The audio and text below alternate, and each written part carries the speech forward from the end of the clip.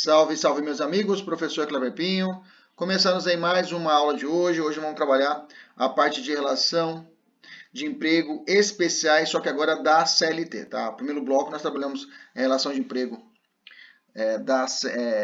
de legislações especiais e hoje vamos entrar na CLT e vamos trabalhar a relações de emprego especiais. Nessa aula de hoje, a nossa ideia é avançarmos bem na matéria.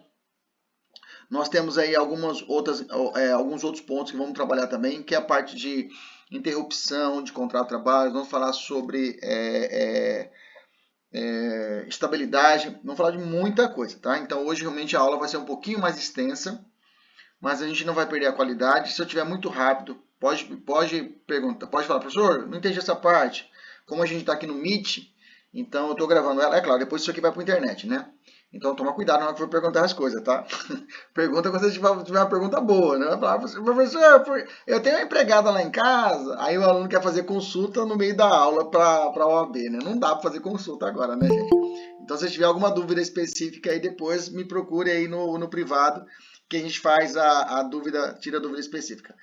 Bom, vamos lá. Eu já coloquei algumas instruções aí no chat. Quem está chegando agora aí, bom dia, Bruna. Aí fique à vontade. Só observa as instruções no chat. Vamos lá. Então, a proteção, que a OAB adora. Ela tem realmente grande afeição com a proteção de relação especial da mulher.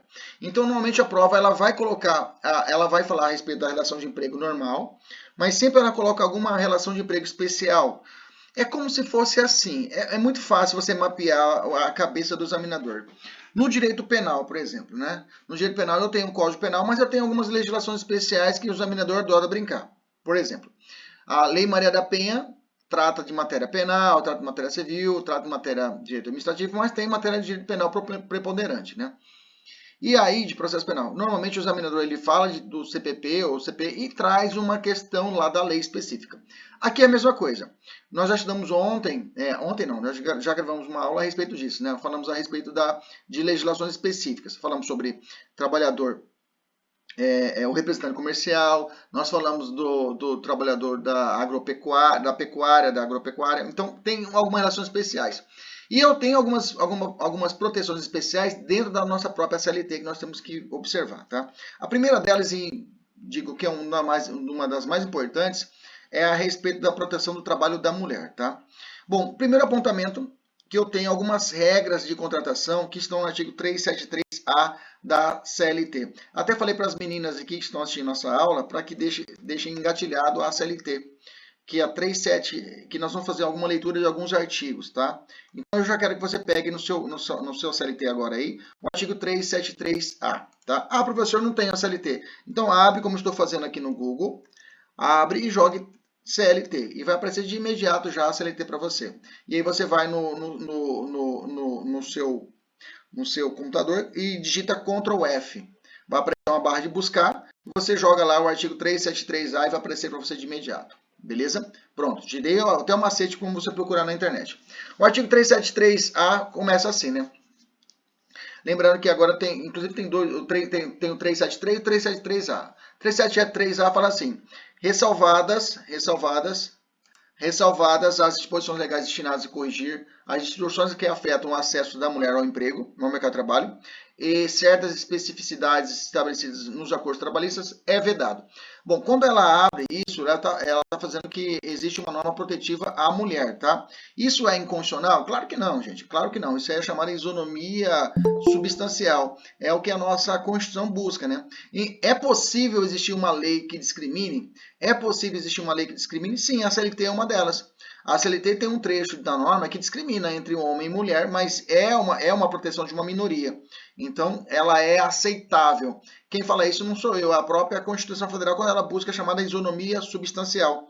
Então, todas essas normas que tratam da proteção da mulher, elas são normas protetivas à mulher, como tem norma protetiva ao idoso, como tem norma protetiva ao consumidor, como tem norma protetiva à criança, adolescente. Beleza? Então, estamos no 373A. Quem chegou agora? 373A. Pode abrir a sua CLT e me acompanha aí. 373A da CLT.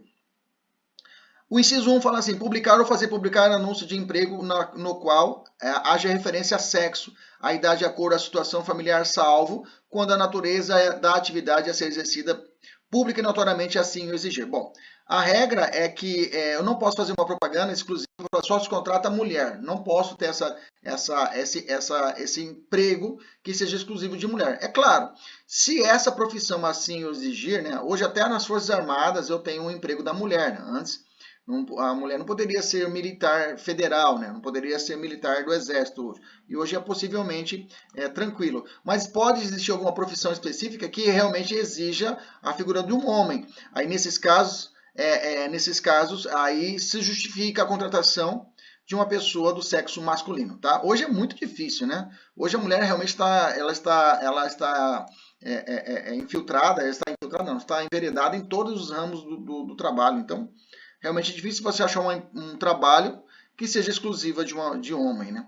Inciso 2. Recusar promoção ou motivar a dispensa em razão de sexo, idade, cor, situação familiar ou estado de gravidez, salvo quando a natureza da atividade seja notória e publicamente incompatível, tá? Então eu tenho o seguinte, eu não posso recusar a contratação de uma mulher, tá? Eu não posso recusar a contratação de uma mulher porque por ela ser mulher, ou por ela estar grávida, entendeu? Ou por ela estar grávida eu recusar a contratação dela, né? Que mais, professor? Inciso 3, considerar o sexo, a idade, a cor. Cuidado, isso em prova, tá? Se a prova colocar isso, né? A FGV colocar, houve a contratação de Maria das Graças, ela foi negada a sua contratação pelo fato de que ela estava gestante. Tanto é que é proibida, é vedada a contratar um empregado e você exigir dele o teste de gravidez, né? Eu vou ser contratada. E quando você vai para a faculdade, né? Na faculdade a gente tem mais tempo para conversar sobre isso, né? Aí os alunos trazem em sala de aula milhões de exemplos, né? Professor, foi trabalhar, chegou lá, a pessoa pediu o contrato. Pode isso? Não pode. E aí dá pra gente devagar. Mas aqui a gente já vai direto. Não pode realizar a contratação, exigir esse teste de gravidez, tá? Mesma coisa também o sorológico de HIV, também não se pode exigir, tá? Hoje também o sorológico de Covid, tá? Aí seria para homem e mulher também. Não posso exigir do contratação funcionário se ele pegou ou não Covid. Beleza? Então essas são implicações que são proibidas. Gente, é uma matéria muito gostosa. Direito do trabalho é uma matéria muito gostosa que é muito prática, né? E é uma prática que é diferente do penal. No penal você fala, se eu falar, ele vai descobrir que eu matei alguém. Aí o aluno não pergunta, né? Mas aqui na trabalhista a pessoa pergunta porque é uma relação tranquila, né? Isso aconteceu com a minha tia, aconteceu comigo, professor. Então se você tiver alguma coisinha especial, pode deixar guardadinho aí do lado, escreva aí, que depois a gente responde, tá? Porque realmente foge um pouco para a prova, por isso que a gente tem que ser mais objetivo. Tá bom? Mas depois pode anotar que depois a gente pergunta e a gente discute. Para mim, eu adoro isso, adoro discutir, adoro conversar. Bacana? Vamos continuar então a nossa conversa para nós fecharmos a OAB. Ainda no 3.7, ainda estamos no 373A. Vamos para o inciso 4. Inciso 4. Exigir atestado, eu acabei de falar, né? Exigir o 3, né? Quer dizer, considerar o sexo, a idade, a cor, situação financeira, a situação familiar como variável determinante para fins de remuneração, formação profissional e oportunidade de ascensão profissional. Então, eu não posso discriminar, promover um homem em detrimento de uma mulher. Então, tem que existir essa equidade dentro da empresa. 4. Exigir atestado ou exame de qualquer natureza para comprovação de esterilidade ou gravidez na admissão ou permanência do emprego. Bom, já estendi aqui também para a questão do HIV. Tá? E como também para o Covid hoje em dia, né? Não só para a mulher nessas duas situações, mas também para o homem. 5. Impedir o acesso ou adotar critérios subjetivos para deferimento de inscrição ou aprovação em concurso em empresas privadas em razão de sexo, idade, cor, situação familiar ou estado de gravidez. 6. Proceder o emprego ou preposto à revista íntima nas empregadas ou funcionários. Se você tiver com sua CLT aberta, espero que você esteja com a CLT aberta, eu quero que você grife aí esse inciso 6, tá? Esse inciso 6 ele é muito comum em prova, tá? Essa situação da revista íntima. É proibido, tá? A realização da revista íntima. Isso gera, inclusive, consequências penais, tá? Pode ser considerado crime de constrangimento legal. Artigos 150 não, 150 é violação do domicílio, mas é constrangimento legal, isso pode gerar o constrangimento legal, tá bom? Beleza? Quem chegou agora, estamos no artigo 373A da CLT, nós estamos olhando a CLT, tá? Pega a sua CLT, deixa aberta aí, a gente vai flutuando entre a CLT e o nosso material. Continuando, fechamos o 373A, vamos voltar agora para para o nosso material. Então eu tenho já esses primeiros apontamentos para a contratação da mulher, tem que ficar atento a esse 373A, tá? Esse é o artigo de véspera, tá? Na véspera você dá uma olhada antes da prova, lá no sábado, nós teremos aí uma semana de revisão, já falei para vocês. Depois, em privado, eu vou mandar para vocês como vai ser a programação nossa, tá? Uma programação nossa nessa semana derradeira. Tranquilo? Beleza? Continuando sobre os apontamentos do nosso material. Eu falei da contratação, artigo 373A. Depois, na contratação é proibido de anúncios discriminatórios, exigência de esterilidade, tudo isso está no 373A, que nós já lemos, né? Outro ponto importante, proibição de revista íntimas, eu coloquei aqui, não há mais um intervalo de 15 minutos antes da jornada extraordinária. Muitas mulheres até não sabiam disso, né? Até umas alunas, a gente falava em sala de aula, você falava, você sabia quando você vai começar uma hora extra, por lei, você pode descansar 15 minutos? Os alunos não sabiam, as alunas não sabiam disso. E isso era ofertado para o jovem, né? O jovem trabalhador de 16 a 18 e a mulher tinha esse intervalo especial de 15 minutos. Hoje não há mais esse intervalo antes do início da jornada extraordinária, tá? Não existe mais esse intervalo de 15 minutos. Toma cuidado, tá? Não há mais esse intervalo. Se acaso a prova perguntar para você, você já fica esperto. Opa, esses 15 minutos não existe mais. Esses 15 minutos antes do início da jornada extraordinária. Beleza? Continuando. Não pode utilizar força muscular superior a 20 quilos contínuo ou a 25 quilos ocasional, excetua-se a força muscular, ou seja, sistema de impulso ou tração. Dá uma olhada, pega a sua CLT, pega o parágrafo único do artigo 390. Vai, rapidinho. Folhei. 390, parágrafo único. Eu vou jogar aqui no meu buscador aqui e vou achar o 390. Já achei. O 390, isso. 390. Ele fala assim, ao empregador é proibido, é vedado, empregar a mulher em serviço que demande um emprego de força muscular superior a 20 quilos para trabalhos contínuos, ou seja, todo dia, ou 25 quilos para trabalho ocasional, ou seja, eventualmente ela tem que fazer essa função. De quê? De 25 quilos.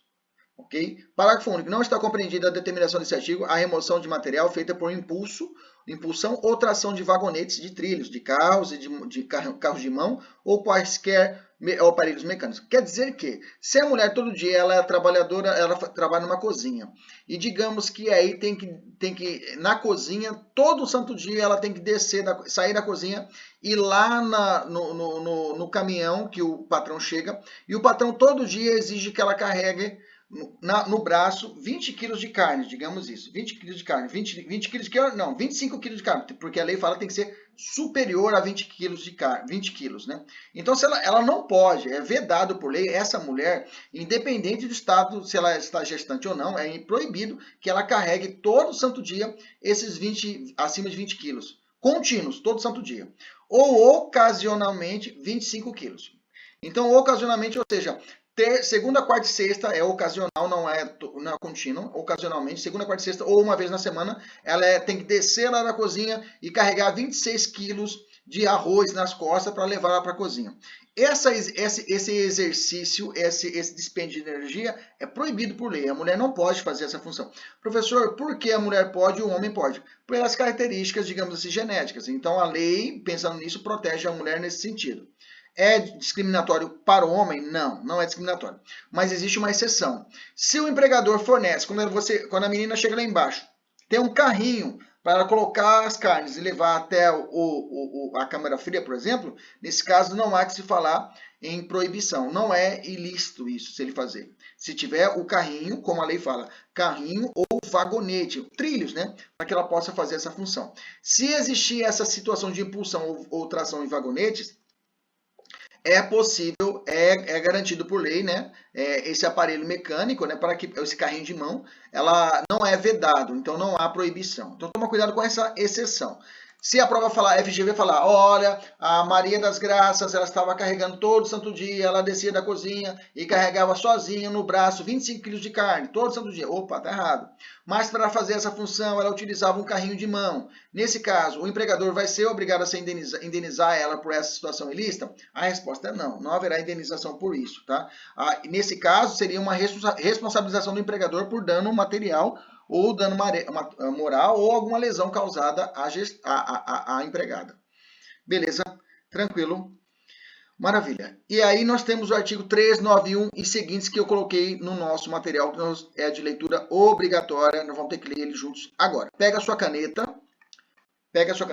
Na aula eu falo, né? Pega a sua caneta aí. Agora é bom que eu posso ver quem está aí com a caneta na mão aí para fazer marca-texto. Só tá a linha ali com o vídeo ligado, mas pega todo mundo sua caneta aí para poder fazer marcação comigo do código. Vamos lá, vamos fazer a marcação.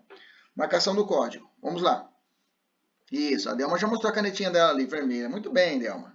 É FO positivo para você. Vamos lá.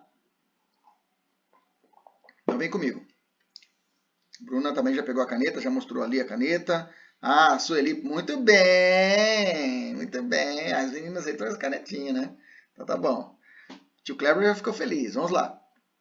Pega então a caneta. Vamos fazer a marcação agora. Vamos lá então. Eu vou sair agora, não vou ver quem mostrar agora. Quem for mostrar agora, fica aí na câmera. Aí, eu estou agora com outra tela, agora estou com nosso material aberto. Então, quem mostrar a caneta agora, não vou conseguir ver. Vamos lá, então.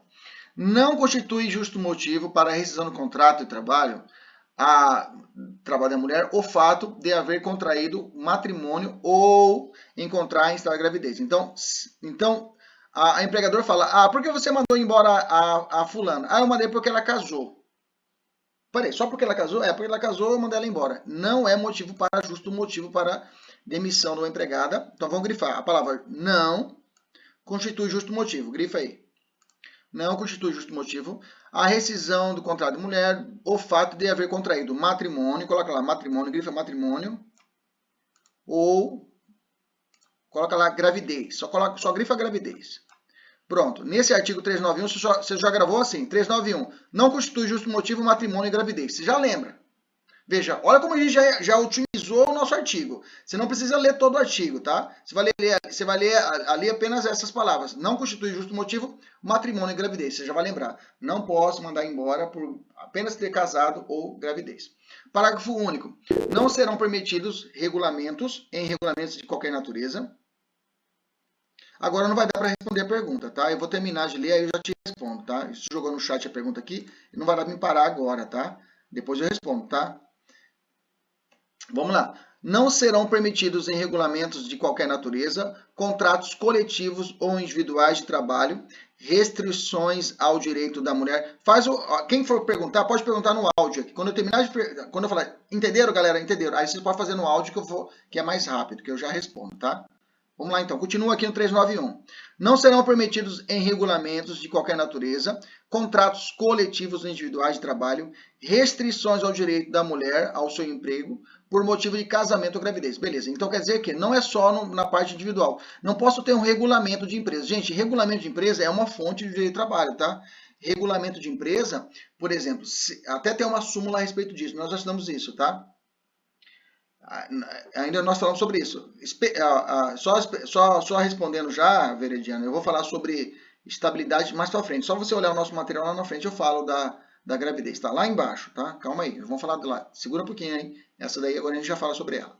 Então, o que eu falo para vocês? Regulamento de empresa é importante. Tem uma súmula do TST que fala o seguinte, olha, se você empregador, fez um regulamento. Regulamento seria uma norma interna. E lá você colocou que você se obriga a fazer um processo administrativo com o seu empregado para mandar ele embora, você tem que mandar ele embora através do processo administrativo. Tá? Eu não posso atravessar isso, eu não posso fazer isso sem o devido processo legislativo. Tá? Bacana, beleza. Vamos continuar aqui então. A confirmação do estado de gravidez advindo do curso de trabalho, do contrato de trabalho. Artigo 391A, vamos lá, 391A, fala assim, a confirmação do estado de gravidez advindo do curso de contrato de trabalho, ainda que durante o prazo de aviso prévio, trabalhado ou indenizado, garante à gestante a estabilidade provisória prevista no artigo, a linha B do inciso 2, do artigo 10 do ADCT. Pronto, aqui nós temos o estado de gravidez. agora vem as situações, tá aqui, já falei que é estável, tá? Já adianto que no contrato de experiência ela tem também a estabilidade, tá bom? Na estabilidade também tem o direito à estabilidade, tanto no experiência ou no determinado. No indeterminado, tá? Já respondendo. Mas a fundamentação do estado de gravidez está aqui no artigo 391A. Quem for fazer trabalhista na segunda fase já tem que saber de cor o 391 e seguintes, tá? Já tem que ficar esperto com o 391A principalmente. Então, a confirmação do estado de gravidez advém no curso de trabalho, ainda que durante o olha, grifa aí, ó. Confirmação do estado de gravidez, grifa aí. Ainda que durante o prazo do aviso prévio trabalhado ou indenizado. Coloca aí. Ainda, grifa, que durante o prazo do aviso prévio trabalhado ou indenizado garante à empresa ligada gestante a estabilidade provisória previstas no ADCT. For, grifa aí só estado de gravidez, ainda que durante o prazo do aviso prévio trabalhado ou indenizado. Vou dar exemplo, rapidão. Imaginamos que a menina, você é a sua empregada doméstica, né? A empregada doméstica. Bem que eu já falei para vocês que quando você fala empregada doméstica, você lembra uma senhora negra cozinhando para você ou para os seus filhos. Essa é a imagem que nós temos. Né?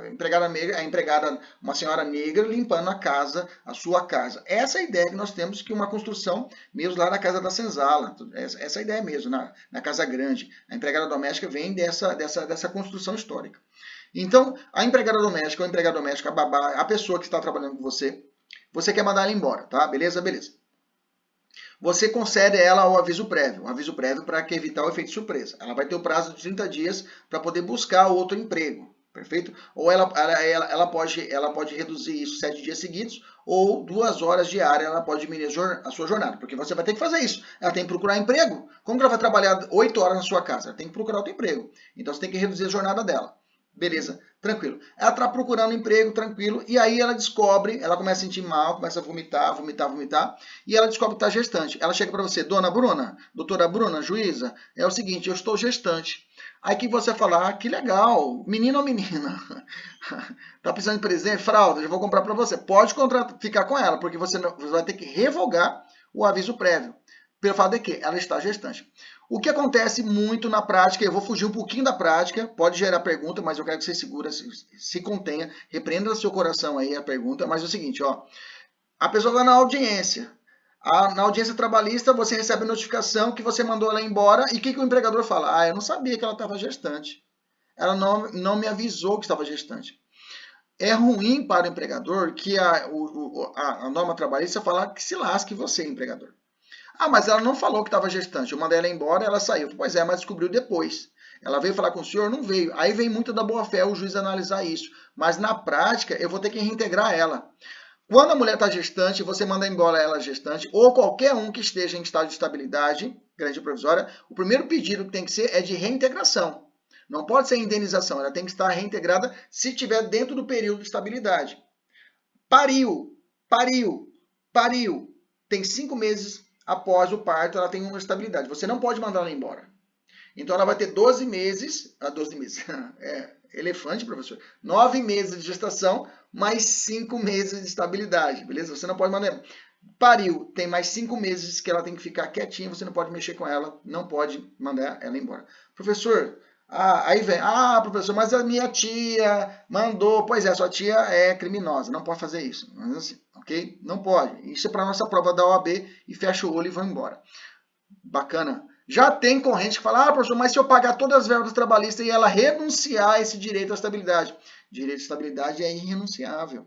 É um direito próprio da personalidade. Na verdade, a proteção nem se dá para a mulher da estabilidade gestacional. Não é para ela a estabilidade, é para o ventre materno.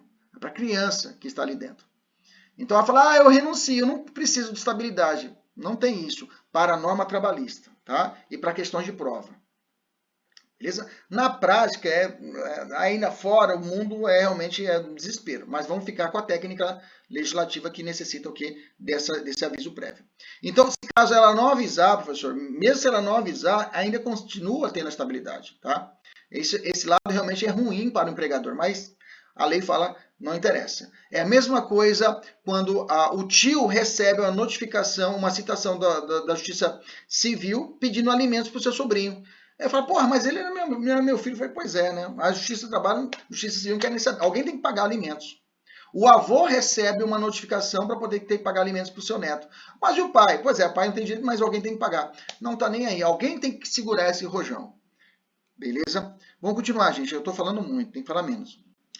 O parágrafo único. O disposto no caput desse artigo aplica-se ao empregado adotante. Gente, o mesmo, presta atenção que eu vou dizer para você. Mesma proteção que eu tenho para a empregada gestante, eu tenho para a empregada que adotar. Não tem mais. Antes tinha um critério discriminatório. A criança não pode ser maior de 2 anos, pode ter menor de 5 anos. Não existe mais isso. A mulher adotou. Ela tem o direito. Qual é a distância mesmo de idade da adotante para o adotado? Lembrando a aula de adoção, são quantos anos mesmo? Tem uma diferença de ano. Quantos anos são? 16 anos? É isso? 16 anos. Perfeito, obrigado. Então, por exemplo, uma senhora de 25 anos não pode adotar um menino de 17, né? Não dá, né? Menino de 17, moreno alto, bonito, sensual, vou adotar ele para mim, vai ser meu filhinho, né? Não pode, né, sua criminosa? Não pode, porque tem 16 anos de diferença entre um menino de 17 anos e essa mulher de 25 anos. Tem que ter uma distância de 16 anos. Bacana. Maravilha. Pronto. Então eu tenho que a adotante pode ser tanto homem, pode ser mulher, pode ser casal homoafetivo ou heteroafetivo, não tem problema nenhum, você sabe disso. Nós já estudamos isso já é passado, nós já estudamos isso em adoção.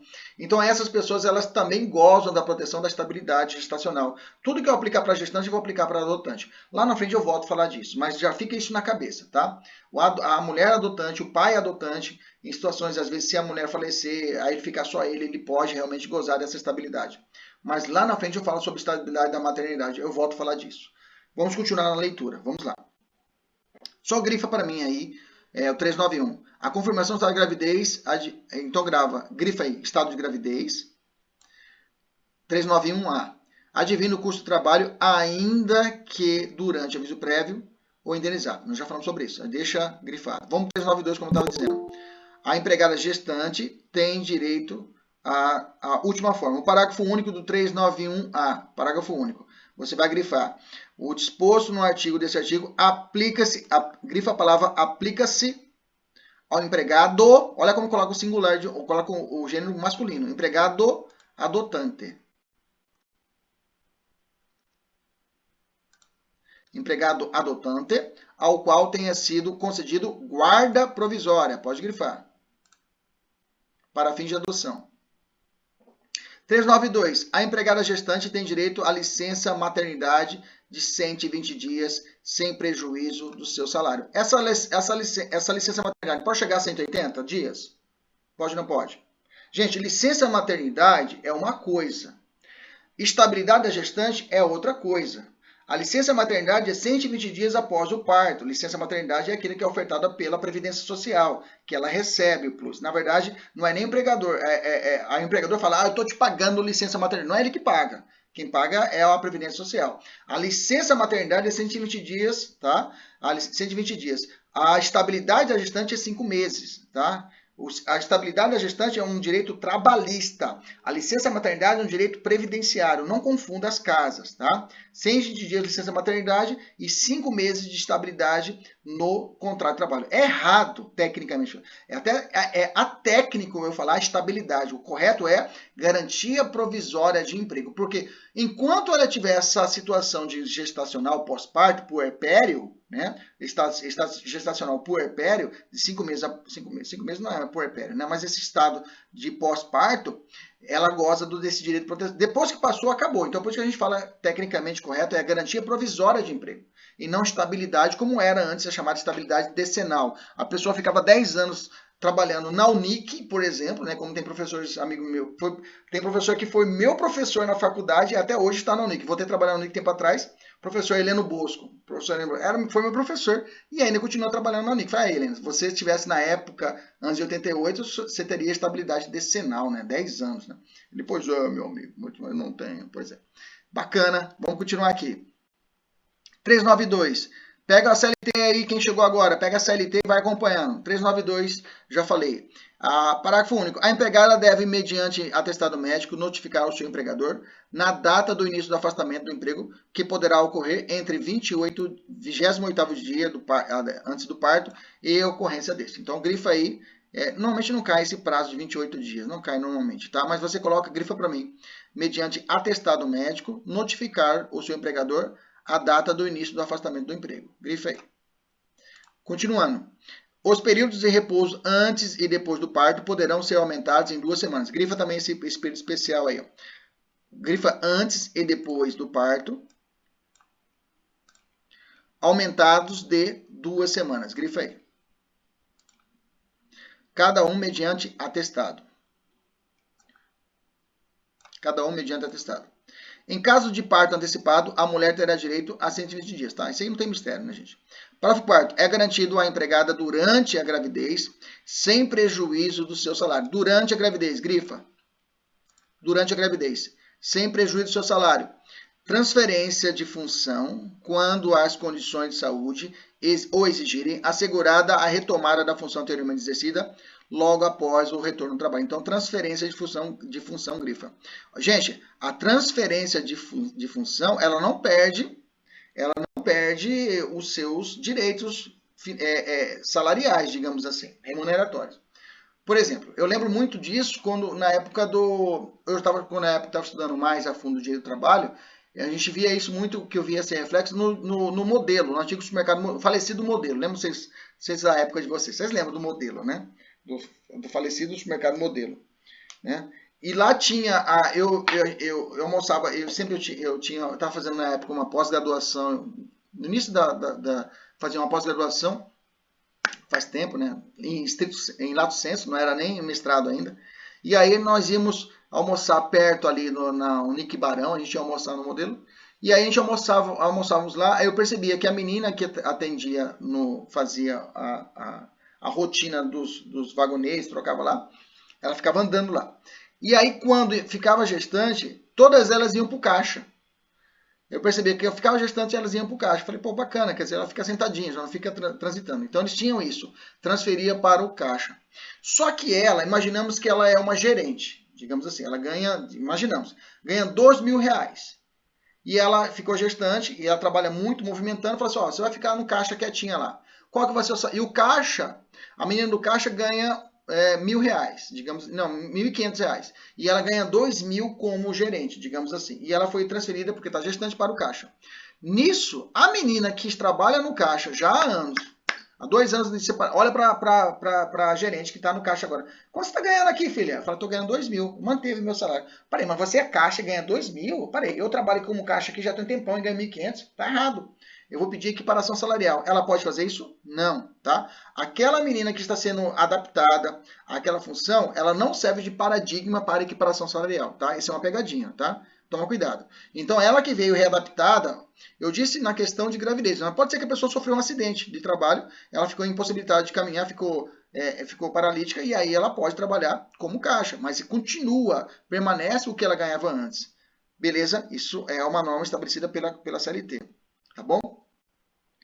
Que mais? Ainda é direito da gestante. Dispensa do horário do trabalho por tempo necessário para... Aí você vai grifar aqui, tá? Dispensa do horário do trabalho pelo tempo necessário para a realização de, no mínimo, 6 consultas médicas, tá? Aqui vem a pegadinha de prova, porque o examinador vai falar que é no máximo 6. Quer dizer que você só pode liberar a sua empregada, e muitos empregadores leem assim, né? Quando você estiver advogando daqui uns dias, vai chegar o empregador e falar assim, olha, ela está gestante, ela vai em 15 consultas, ela está falando que a gravidez dela é gemelar e tem alguma comorbidade, sei lá, então ela quer ter 12. Eu não vou, isso está errado, né? Que a CLT fala 6. Né? Aí você vai falar assim, não. O que a CLT fala é que a dispensa do trabalho é para no mínimo 6 consultas. Então, dizer que ela pode ter mais? Claro que pode. A CLT não limitou, ela estabeleceu o mínimo. No mínimo 6 consultas e demais anos complementares. Então, dispensa o trabalho pelo tempo necessário para a realização de no mínimo 6 consultas. Quer dizer que ela pode ter mais de 6 consultas? Pode. Tá? No mínimo é 6 que ela tem direito. Mas direito que eu falo assim, é o limite mínimo. Mas ela pode ter mais? Pode. Tá? É claro, porque pode ser que ela precise de mais consultas. Então, realmente, eles chamam isso... agora eu vou viajar um pouquinho, né? Mas vamos lá. Eles chamam isso de discriminação inversa. Por quê? Quando eu dou muito direito para uma categoria, acontece o efeito contrário no mercado. O mercado não contrata. porque aquela pessoa tem muito direito. Entendeu? Acontece isso muito com a mulher. Como a mulher tem uma blindagem condicional, ocorre que a contratação dela vai ser menor. Então, às vezes, quando ocorre, inversamente proporcional. Quando ocorre um excesso de direitos numa categoria, a diminuição de emprego, a diminuição da contratação é clara. Quando aconteceu na emenda constitucional que ampliou os direitos da empregada doméstica, é exemplo claro no Brasil, que trouxe a lei complementar 150, se não me engano, que regulamentou os direitos trabalhistas da doméstica, ampliou o campo de trabalho. Que nós já tivemos essa aula anterior, né? Para ser empregado doméstico tem que ser a rotina de 3 ou mais, não é isso? Mais de 3 contatos presentes na... Mais de 2 ou mais de 3? Que está na lei. Mais de 2 ou mais de 3? Pode falar. Mais de 2. Mais de 2, ou seja, 3, né? No mínimo 3. Perfeito. Então, nesse caso, só para ver se estão espertos, vocês estão aí comigo, né? Às vezes estão aí sozinho, aqui estão lá no banheiro lavando a vasilha e não está assistindo minha aula aqui, né? Presta atenção. Quem dera, né? Olha só. Então, nesse caso, interessante que houve um decréscimo de contratação da empregada doméstica e houve uma valorização do trabalho da diarista.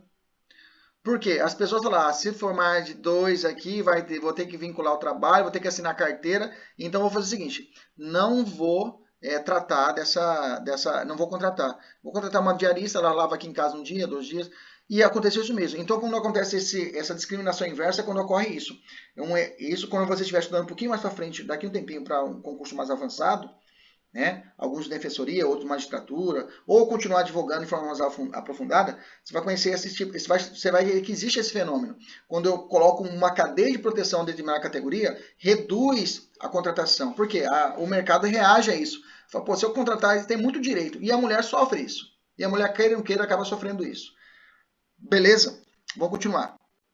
392. A empregada que adotar... Aí vem de novo, né? A empregada que adotar ou obter guarda judicial para fins de adoção, criança ou adolescente, será concedida a licença maternidade. Então, grifa aí, licença maternidade, adoção, fins de adoção de criança ou adolescente. Grifa aí.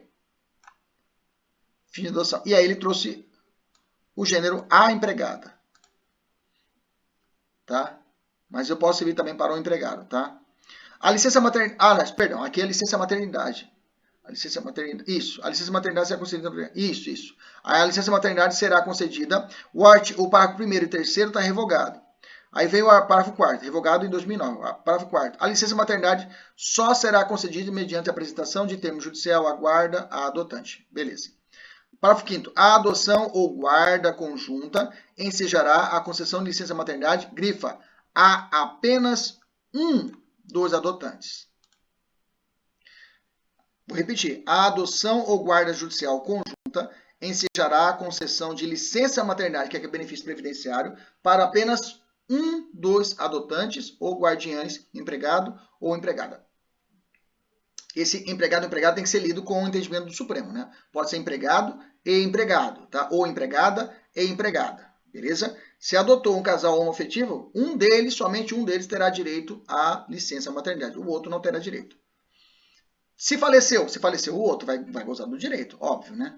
392B, em caso de morte, tá aí. É assegurado o cônjuge ou companheiro empregado o gozo da licença por todo o período da licença maternidade, beleza? Se faleceu a genitora, se faleceu a esposa, ele vai gozar por todo o período da licença maternidade, ou pelo tempo restante que teria direito a mãe, exceto no caso do falecimento do filho ou de seu abandono. Óbvio, né? Se o filho foi abandonado ou se o filho faleceu, não há que se falar em licença maternidade. Eu quero que você grifa esse 392 de ponta a ponta também. Vai, grifa o 392 de ponta a ponta. Mete o amarelão nele de ponta a ponta. 392B. 392C. Aplica-se no que couber o disposto no artigo 392A e 392B ao empregado que adotar ou obtiver guarda judicial para fins de adoção. Grifa também, 392C. Então, tudo que eu falei para o 392A, que é a empregada da licença maternidade, e o 392B, eu aplico ao empregado que adotar ou obtiver guarda judicial para fins de adoção. Beleza? Então, adotar um homem, agora a pergunta objetiva, um homem pode receber licença maternidade? Sim, nesses casos que eu acabei de ler para vocês, tá? Essa é a situação. Aí a pessoa que não entende fala, mas ele não pariu. Mas calma, existe legislação que trata disso, se a mulher falecer, ou se ele sozinho adotar, ele goza do direito de licença maternidade. Isso aí é isonomia formal, tá? Isso aí é isonomia formal, é botar todo mundo na mesma balança. Tá? Isonomia material ou substancial é quando eu direciono o direito só para uma pessoa. Mas essa pessoa, ou essa categoria, ou essa minoria, ela precisa desse direito para poder equiparar aos outros. Por isso que eu posso discriminar. Agora, como eu faço isso? É só para ela, mas eu vou aplicar o homem, eu passo a regra, chama isonomia formal. Tá? Que mais? 393. Durante o período que se refere ao 392, que é a licença maternidade, nós já lemos lá atrás, tá? Fala assim a norma. A mulher terá direito ao salário integral e, quando variável, calculado de acordo com a média dos 6 últimos meses de trabalho, bem como os direitos e as vantagens adquiridos, sendo ela ainda facultado reverter a função que anteriormente ocupava. Grifa essa palavra reverter a função que antes ocupava. Ela tem direito a voltar a trabalhar aonde ela exercia a função dela. Beleza? Mediante atestado médico, a mulher grávida é facultado romper o compromisso resultante de qualquer contrato de trabalho, desde que esse seja prejudicial à sua gestação. Anota aí. Essa aqui, anota a parte desde que seja prejudicial à sua gestação. O que está falando isso aqui? É uma das formas da rescisão indireta pela mulher. Rescisão indireta é quando o empregador, ela fala assim, o empregador comete justa causa. Se a empregada doméstica, a empregada não pode trabalhar mexendo com mercúrio, ela está gestante e o mercúrio vai afetar a criança dela. Ela pode, indiretamente, romper o contrato, que ela terá todos os direitos garantidos, como se ela tivesse sido mandada embora. Beleza? Isso está onde? Onde é que está isso, professor? No artigo 394. Mas isso só pode ser o quê? Mediante o quê? Atestado médico. 394A. Sem prejuízo da remuneração, nesse incluído o valor do adicional de insalubridade, a empregada deverá ser afastada de inciso 1. Atividades consideradas insalubres em grau máximo enquanto durar a gestação. Atividades consideradas insalubres em grau médio ou mínimo quando apresentar atestado de saúde emitido por médico de confiança à mulher, que recomende o atestado o afastamento durante a gestação, e atividades consideradas insalubres em qualquer grau quando apresentar atestado de saúde. Gente, esse 394A, ele sofreu uma liminar de uma ADIM 5938 no Supremo, tá? Porque esse negócio, só a leve ela pode ficar, não precisa, é mercúrio, seu filho vai nascer com 3 pernas, mas não tem problema, mas é leve, você não vai dar nada não. Não pode, não existe isso. Então o Supremo chegou analisando nenhuma ADIM e falou assim, olha, esse artigo 394A está tudo ferrado. Tá? Não há que se fazer essa gradação de aplicação.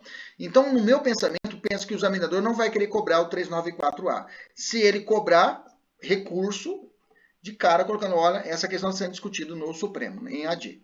Sabemos que o recurso administrativo para as questões de primeira fase, ele tem efeito erga omnes, ou seja, se um de vocês recorrer, ou qualquer lugar do Brasil recorrer, ele faz efeito para todo o Brasil. Diferente para as provas de segunda fase, que o recurso deve ser direcionado pelo candidato. Beleza? Só para você ficar atento a respeito disso. Vamos lá. Eu vou pular essa parte, né? Esse 394A está meio pesteado, então vamos descer dele. Deixa eu ver o parágrafo segundo. Cabe à empresa pagar adicional de insalubridade. Não precisa. 393. Tá. Beleza. Vamos lá. 395. Em caso de aborto não criminoso, grifa aí, aborto não criminoso, a mulher terá um repouso remunerado de 2 semanas. Gente, isso aqui é uma hipótese de interrupção no contrato de trabalho, tá? Pode anotar no seu caderno. Essa aqui é uma hipótese de interrupção. Ela não trabalha, mas ela não perde a remuneração, tá? Ficando assegurado o direito a retornar à função que ocupava antes do seu afastamento. 396, para amamentar seu filho, inclusive se advindo de adoção, grifa aí, inclusive advindo de adoção, 396, grifa aí, que até que este complete 6 meses, veja, a lei colocou um limite, até 6 meses, a mulher terá o direito, durante a jornada, de 2 descansos especiais de meia hora cada um, tá? Então, ela tem direito a amamentar o seu filho dois intervalos de 30 minutos, tá? Ela pode tirar de manhã 30 minutos e à tarde 30 minutos? Pode. Normalmente são empresas que constituem uma creche, né? Que é empresa que tem, então, uma área destinada para isso, um berçário, digamos assim, tá? Tem empresas que têm essa função. Existe essa possibilidade.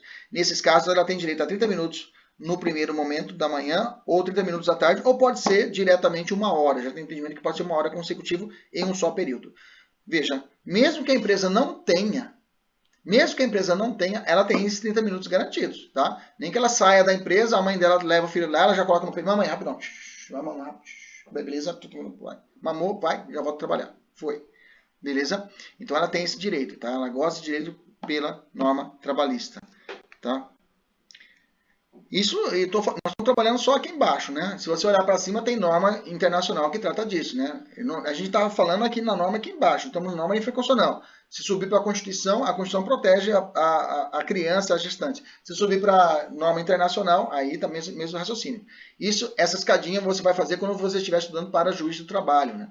Aí você vai ter que fazer, ou para procurador do trabalho, que também é uma carreira maravilhosa, né? Procurador do trabalho não faz nada. Mentira, faz muito, né? Trabalha muito, né?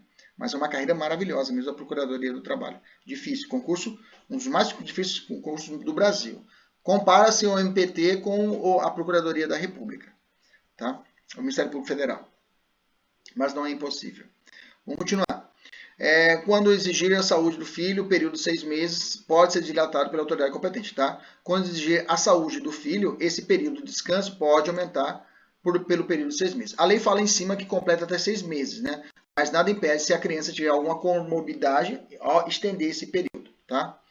Parágrafo 2º. Os horários de descanso previstos nesse artigo deverão ser definidos em acordo individual entre a mulher e o empregado. Grifa a palavra acordo individual, que o examinador pode trazer para você uma situação de acordo coletivo. Gente, um bizu, tá? Se você tiver dúvida se aquela situação é de acordo individual ou acordo coletivo, marca acordo individual, tá? Vou repetir. Se você tem dúvida na prova, aí está perguntando se essa situação vai ser feita por acordo coletivo ou acordo individual. Qual que eu vou marcar? Marca individual se você tiver dúvida, tá? Pode marcar individual, porque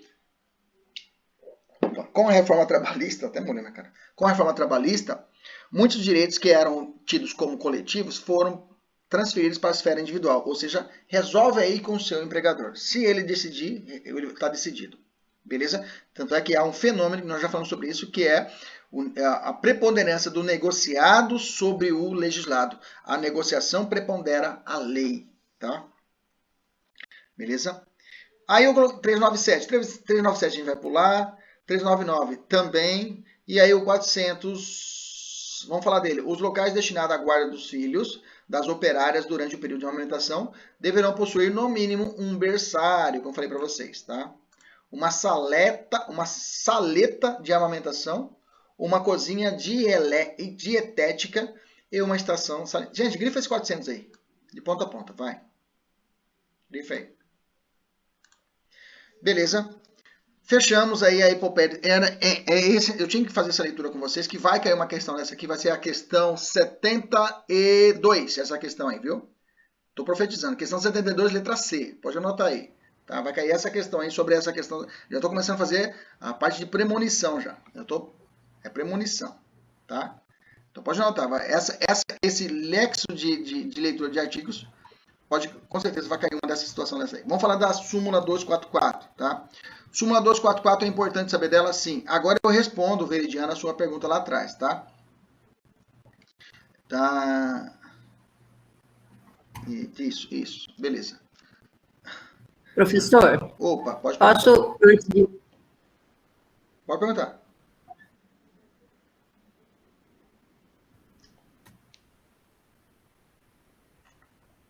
Fala, Delma, vamos? Delma, não está saindo seu som. Digita aqui no chat. Quando você me cumprimentou, deu uma travada. Eu falei, eu acho que a internet da Delma não está boa. Digita no chat. Digita para mim, então, uma pergunta. Porque que o seu som não está saindo. Tá minha conexão está ruim. Tá, então digita no chat que aí sai mais, eu já vejo, tá? Eu quero perguntar assim, uma dúvida. Eu ouvi dizer aqui no prédio que se a pessoa engravidar agora no período de Covid, ela não é para ir no trabalho, tem fundamento? Ela fica o tempo todo em casa, desde que o médico dá um atestado. Delma, já vou Será que é para evitar contaminação? Perfeito. Esse período de Covid, existem várias legislações que se tratam a respeito do Covid, tanto só no âmbito trabalhista, como no âmbito civil, como no âmbito penal, tá? Então, penso eu, como o nosso edital estava lá no começo, em 2019, depois de 2020, né, que saiu o nosso edital 2021. Penso eu que nesse período, o examinador não vai entrar em situações de legislação específica do Covid, tá? Por quê? Porque as legislações, principalmente do Covid, elas são muito relativas a decretos estabelecidos em normas estaduais, municipais, bacana? Então, essa situação, porque o Covid foi estabelecido também como norma infraconstitucional com uma situação de comorbidade, tá? Inclusive para fim de estabilidade de emprego, tá? A pessoa que pegou Covid, ele teria uma estabilidade provisória de emprego. Tá? Então, nesse contexto, como eu digo a vocês, né, o examinador, existem várias legislações a respeito disso. E por tempo do nosso edital, penso eu que o examinador não vai entrar nessa treta. Por isso que nós estamos focando para a regra, para situações realmente que estão na CLT, estão pacificadas, na súmula, que estão fortes, pacificadas, que o examinador sabe. Se ele jogar essa questão, porque eu, como professor, e o examinador, como examinador, ele sabe. Se ele jogar uma questão que ela é pareável por uma questão que pode ser anulada, ele não coloca. Entendeu? Então a FGV tem esse padrão. A FGV normalmente, quando ele tem situações de jurisprudência, ela leva mais ou menos um ano para poder lançar essa jurisprudência. É diferente do CESP. A CESP, quando tem uma jurisprudência, no mesmo ano ela já julga. O FGV ela é meio recalcitrante nesse sentido de mudanças rápidas. Pelo fato de que pode gerar nulidade da questão. E ela não quer que seja nulidade da questão porque ela pede credibilidade perante a OAB, que ela foi escolhida como contratada. Tá entendendo? Então, nesse contexto, algumas questões do Covid-19 são muitas situações ainda que ainda está acontecendo.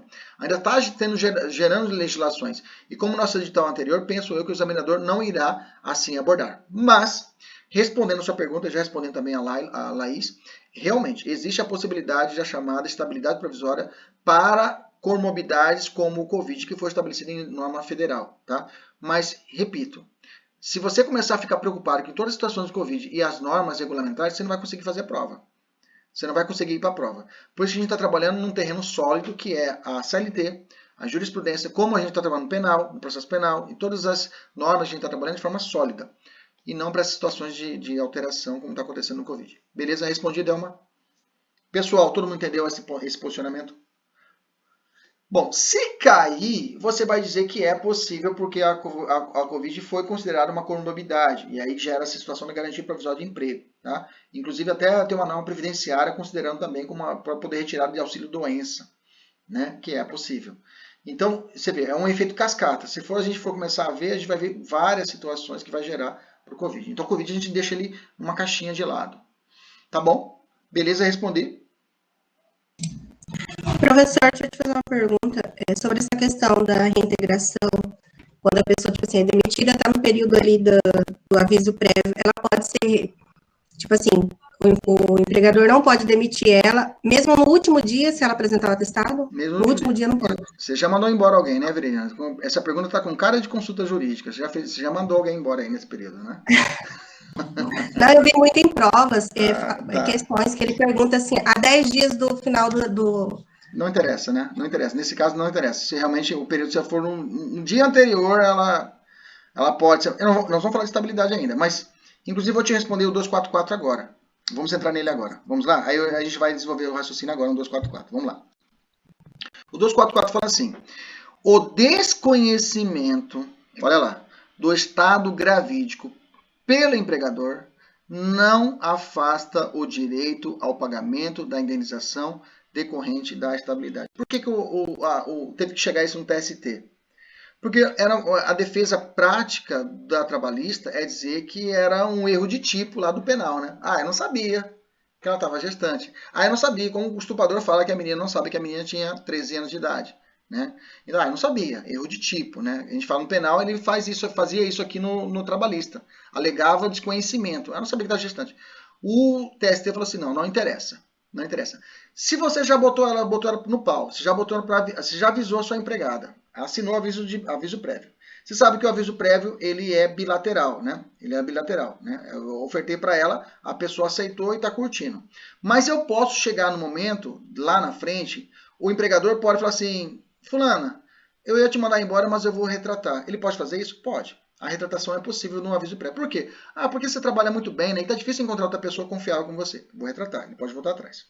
A empregada doméstica, mesma ideia, ou qualquer empregada, se ela tiver gestante nos 30 dias, no 29º dia do aviso prévio, e ela chegar para você, doutora, eu estou gestante, já era. Você não pode mandar ela embora.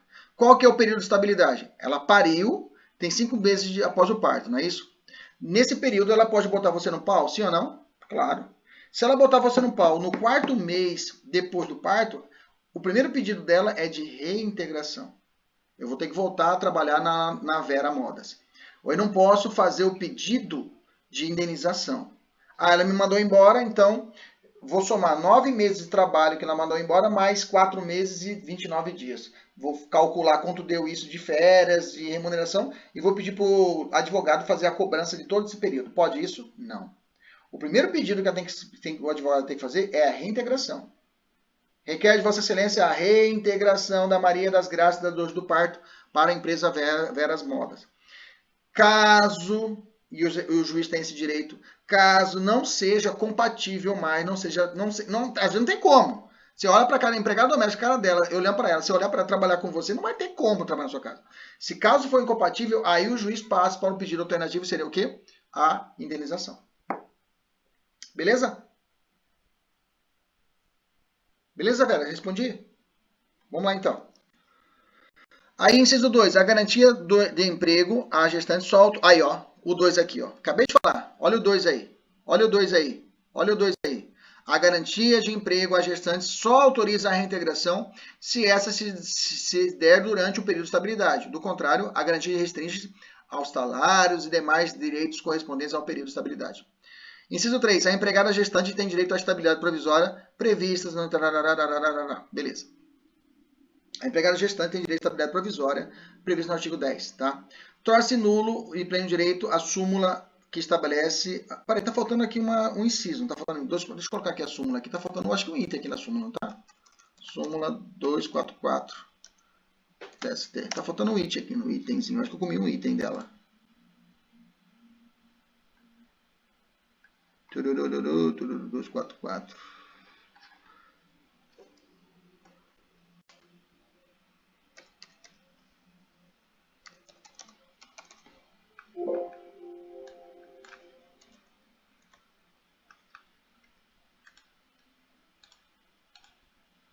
Não, é isso mesmo, só 3 meses. Tá certo. Beleza? Tranquilo. Aí tinha uma OJ, da OJ, todo mundo sabe que orientação jurisprudencial, a questão trabalhista, para quem pretende seguir essa carreira, tem que dominar não só a matéria infraconstitucional e a constitucional, tem que dominar também a jurisprudência, tá? Temos muitas súmulas e OJs que são estabelecidas pelo TST que têm que ser obedecidas. E uma OJ do TST fala que dizia o seguinte: torna-se nula de pleno direito a cláusula que estabelece a possibilidade da renúncia ou transação pela gestante das garantias referentes à manutenção de emprego e salário. Que eu disse para você lá atrás. A gestante não pode negociar a sua estabilidade, tá? Por causa, existe súmula que estabelece isso. A súmula não, OJ, que fala que essa negociação, essa cláusula, é nula de pleno direito. Então, eu não posso chegar aí Vera e falar assim: fulana, vem cá, vamos fazer o seguinte, eu não aguento mais a sua cara aqui. Eu vou te mandar embora. Já te dei o aviso prévio. Você me parece hoje gestante. Ah, doutora, não deu pra me saber, né? Fui pro baile e agora eu tô gestante. Beleza.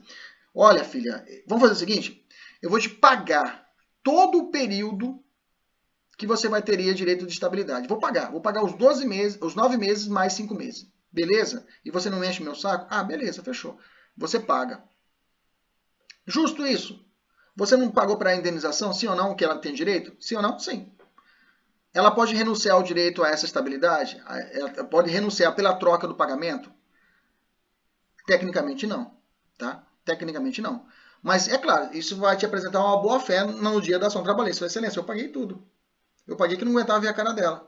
paguei, está estabelecido isso aqui. Aí o juiz, é claro que na prática vai analisar isso e tem julgado já a respeito disso. Mas essa renúncia dela para a prova de OAB é nula, tá? É nula, não vale de nada. Beleza? Tranquilo. Professor, e esse caso também se aplica a funcionário para reintegração, ele também não pode recusar? Qual funcionário, Vera? Tem vários, aí tem que Não, ver. qual... Para a pessoa ter o direito à estabilidade, ela tem que ter alguma situação especial. Não é todo funcionário. Por exemplo. Não. No caso assim, de eu mando uma funcionária qualquer embora, no tempo do aviso prévio, e eu peço para ela reintegrar, para ela voltar ao trabalho, e ela pode renunciar a essa questão ou não? É obrigatório? Cai numa questão... Não, mas já acabei de falar. Eu acabei de falar isso. Se durante o aviso prévio, o aviso prévio é retratável. Falei isso. Você pode voltar atrás durante o aviso prévio. Você tá, ó, Maria, sua funcionária, você Sim, vai mas embora. a funcionária é obrigada a aceitar? Não é obrigada. Não é obrigada. A retratação é bilateral. A retratação é bilateral. Eu vou aceitar se eu quiser. Se você falar, pode voltar. Falar, não quero mais, eu já arrumei outro emprego. Tchau, já era. Ok? Vamos lá então. Fechou essa parte, já falamos a respeito da atividade insalubre. Eu vou pular essa parte, nós já falamos lá atrás, né? Vamos responder uma questão aqui, vamos fazer essa questão de 2020. Aliás, não está no material de vocês, né? Uma questão aí logo 2020, não está no material de vocês. Eu coloquei no simulado ela. Eu vou ler para vocês e a gente vai resolver juntos. Vamos lá, olha só. Rafaela trabalha em uma empresa de calçados. Apesar de sua formação como estoquista, foi preterida em uma vaga para tal por ser mulher, que seria uma promoção e geraria aumento salarial. Pode isso, Arnaldo? Não pode. Já começou errado. Ponto. Um mês depois, a empresa exigiu que todas as funcionárias do sexo feminino apresentassem atestado médico de gravidez. Segunda cagada da empresa, né? Essa aqui é a empresa que você vai ficar até feliz em receber essa ação trabalhista, né? Você dá até risada. Ai, que maravilha. E tem empresas assim? Existem empresas assim, viu? Terceiro ponto. A Rafaela, 4 meses após esse fato, engravidou-se. E após apresentar atestado médico, teve a jornada reduzida em 2 horas por se tratar de uma gestação delicada, o que acarretou redução salarial proporcional do seu salário. Pode isso, Arnaldo? Não. 7 meses após o parto, Rafaela foi dispensada. Pode isso, Arnaldo? Não. Como advogada, Rafaela, de acordo com a legislação trabalhista em vigor, assinala a opção que contém todas as violações de direitos trabalhistas para a Rafaela. Letra A. Recusa fundamentada no sexo, promoção para a função de estoquista. Não só isso. Letra B é a completa. Recusa fundamentada no sexo da promoção para a sua função de estoquista, exigência de testado de gravidez e redução salarial. Todas essas são características que refletem a situação dessa Rafaela. Todo mundo acertou essa questão no simulado, né? Porque essa daqui... Então, essa dos 7 meses não cabe 5, né? O quê? 7 meses após o parto. O que tem? Não tem estabilidade, é só 5, né? 7 meses não. Tanto é que não está aqui na nossa alternativa, né? Tanto é que a letra B não está encaixada 7 meses, porque é só 5 meses após o parto, né? Beleza? Tranquilo? Vamos embora. Bancário. Vamos falar do bancário rapidinho, tá? O bancário, ele é especial.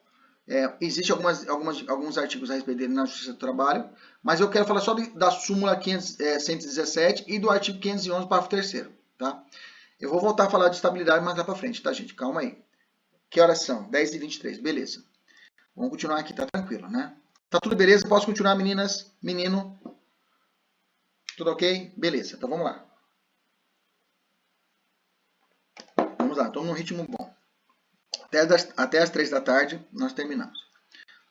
Já pede a pizza aí, pede almoço já. Súmula 117. Não se beneficiam do regime legal relativo aos bancários os empregados de estabelecimento de crédito pertencente a categorias profissionais diferenciadas. Repetindo, não se beneficiam do regime legal relativo aos bancários os empregados de estabelecimentos de crédito pertencentes a categorias profissionais diferenciadas. Tá? Então, nós sabemos que o bancário existe para ele um regime próprio, né? Um regime próprio de trabalhista. Por quê? Porque pela força da força sindical do próprio, dos bancários, né, eles conseguiram muitos direitos trabalhistas a respeito disso. Inclusive o artigo 511 fala, parágrafo 3º, a categoria profissional diferenciada é a que se reforma dos empregados que exercem profissões ou funções diferenciadas por força do estatuto profissional especial ou consequência de condições de vida singulares. O advogado que trabalha no banco é bancário? Quero ouvir vocês. O advogado que trabalha no banco. Ah, eu sou advogado do Bradesco. Não. Não, perfeito. Tá afiado. Isso já é posicionamento TST, beleza? Não é, tá? Isso também cai em prova, vai ser posicionamento TST. O advogado que trabalha em banco, ele não é bancário, tá? Para fins trabalhistas. Fique atento a respeito disso, tá? Coloquei até uma questão aqui para a gente trabalhar. Vamos lá. Uma instituição bancária construiu uma escola para que os filhos de seus empregados pudessem estudar. A escola tem a infraestrutura necessária e o banco contratou as professoras que irão dar as aulas nos primeiros anos do ensino fundamental. Ponto. Não existe controvérsia entre empregador e empregadas acerca do enquadramento sindical. 18. Vamos lá. Diante dessa situação, assinale a alternativa correta. Letra A. Sendo o empregador das professoras um banco, elas serão bancárias. Não. Acabei de ler para vocês a jurisprudência, né?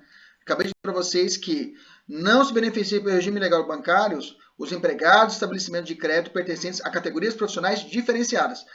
Professor é categoria profissional diferenciada, então não se enquadra como bancária. Então a alternativa correta é a letra D. As professoras não são bancárias porque entregam categoria diferenciada. Entendeu a sacada?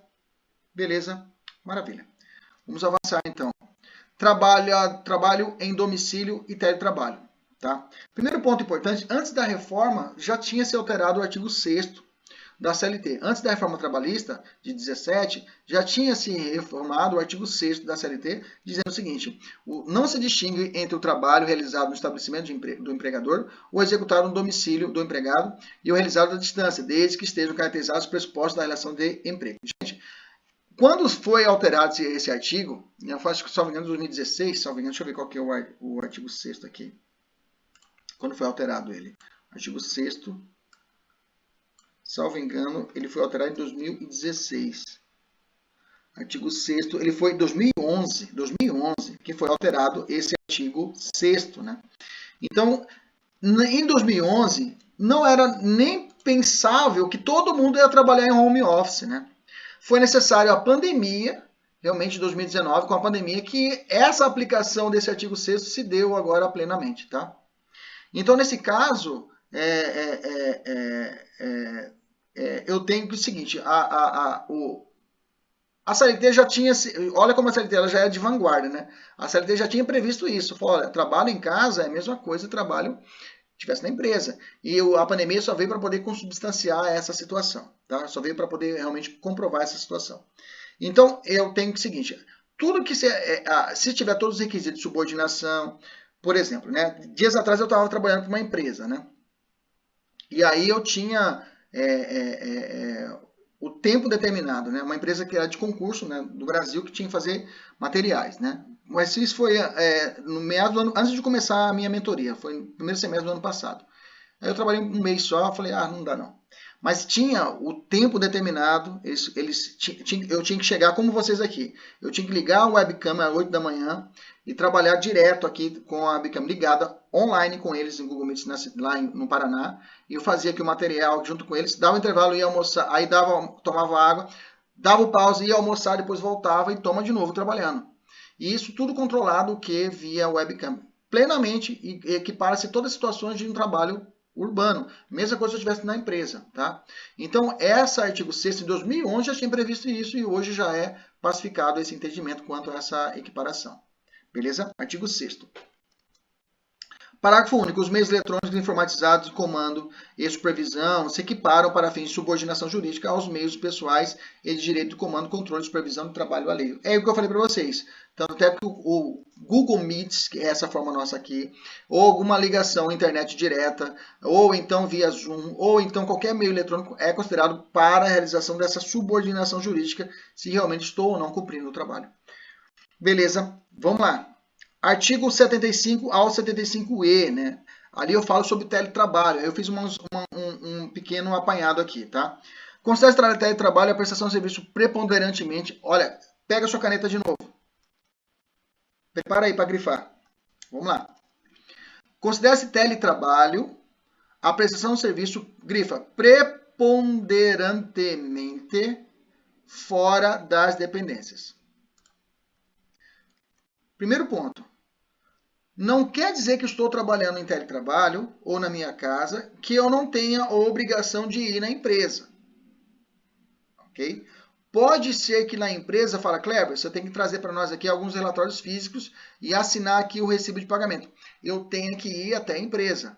Tá? O que o artigo, o que a norma seletista trabalha, fala o seguinte, ó, teletrabalho, prestação de serviço preponderantemente fora das dependências. O que quer dizer preponderantemente? Mais tempo eu passo fora do que dentro da empresa. Então, cuidado com esse termo preponderantemente para se colocar o termo exclusivamente, tá? Não é exclusivamente, é preponderantemente. Continuando. Com a utilização de tecnologia de informação e comunicação que, por sua natureza, não se constituam como trabalho externo. Esse é outro ponto, tá? Não se consubstanciam o trabalho externo. O que significa? Existe quem trabalha fora da empresa? Sim ou não? Eu tenho, por exemplo, esse dia nós compramos um armário, já tem um tempinho já. E aí tem um montador das Casas Bahia. É um desespero, né? O cara vem montar um negócio. O cara vem e aí ele vai montar. E aí quando ele chega aqui, ele tem um controle em Palm Top que ele coloca, ó, estou no endereço tal, ele lança. Começando a montagem tal. Ele vai e volta de novo e coloca. Terminei a montagem, estou retornando. O cara vai, isso é controle jornal, isso é trabalho externo. Não é trabalho em domicílio, teletrabalho. Entendeu? É coisas distintas. Trabalho externo pode ser um motorista, trabalho externo, o cara que faz a correria fora. Um motoqueiro, motobike, trabalho externo. Agora, teletrabalho não se confunde com trabalho externo. Teletrabalho é o que é realizado no ambiente o quê? Dentro da sua casa, dentro à distância, remotamente. Beleza? Então não posso configurar, trabalho externo é uma coisa e teletrabalho é outra coisa. Beleza? Não confunda. É claro, né, gente? Eu sei que trabalho na minha casa e não na empresa é um trabalho externo, mas não como trabalho externo estabelecido pela CLT, que é o trabalho externo é essa pessoa que realiza esse corre fora. É o representante comercial, é o vendedor que vai trabalhar porta a porta, é a situação do cara que é montador da Casa Bahia, esse cara que fica fora, entregador de Coca-Cola, da Coca-Cola, entregador de refrigerante da Coca-Cola, é outra conversa. Não se confunde. Outro, o comparecimento às dependências do empregador. Pode grifar, o comparecimento já está grifado, grifa em amarelo. Do empregador para a realização de atividades específicas que exijam a presença do empregado do estabelecimento, não descaracteriza o regime de trabalho. Grifa aí, não descaracteriza o regime de trabalho. Eu estou grifando aqui, você grifa aí também. Então quer dizer que se eu tenho que aparecer na empresa de vez em quando, não descaracteriza o teletrabalho. Próximo, vamos lá. Não tem direito às horas extras, tá? Gente, não tem direito às horas extras, é óbvio, né? Mas existem algumas correntes que estabelecem isso. Essa forma que eu trabalhava lá, existe o controle. Existia um controle da jornada automático. Eu estava aqui digitando, que eu estava olhando eu fazer. Terminou meu expediente, eu desligava. Mas se eu continuasse trabalhando, existia o controle. Estava rodando aqui o tempo aqui da gravação, estava rodando o tempo que eu estava aqui junto. Eu poderia depois juntar isso, levar até a Justiça do Trabalho e falar, olha, eu trabalhei horas a mais, mesmo sendo teletrabalho? Sim, eu poderia estabelecer isso, tá? Podia, porque nós sabemos que na Justiça do Trabalho existe o princípio, que é o princípio da primazia da realidade. Os fatos preponderam sobre o documento. Eu posso estar até anotado na carteira uma informação, né? Mas eu receba por fora. Esse por fora deve entrar na minha remuneração, porque o princípio, se eu comprovar isso, se o funcionário comprovar isso, isso está protegido por chamado contrato de verdade ou princípio da primazia da realidade. Tá? Tanto é que as anotações na CTPS são presunções relativas e não presunções absolutas. Presunção relativa, como é que fala em latim mesmo? Presunção relativa? Iuris. Tantum, muito bem. Tá aí, ó. Presunção absoluta é iuris et de iuris, né? É bom nome para colocar o nome do seu cachorro, né? Iuris tantum e iuri et de iuri, né? Se chama. Vem, iuri et. Vamos mostrar. Bacana. Fala, Aline. Tá falando aí. Vamos lá. Contrato individual. Esse trabalho também, o contrato individual deve ser expresso, tá? Grifa aí, contrato especial. Gente, contrato individual expresso é a mesma coisa de contrato individual escrito? Sim ou não? Contrato individual expresso é a mesma coisa de contrato individual escrito? Não, viu, gente? Contrato individual expresso, ele pode ser verbal, tá? Bem que na prática hoje a gente faz o contrato escrito, mas a CLT admite contrato expresso verbal. O que é contrato expresso? O que é o contrato expresso?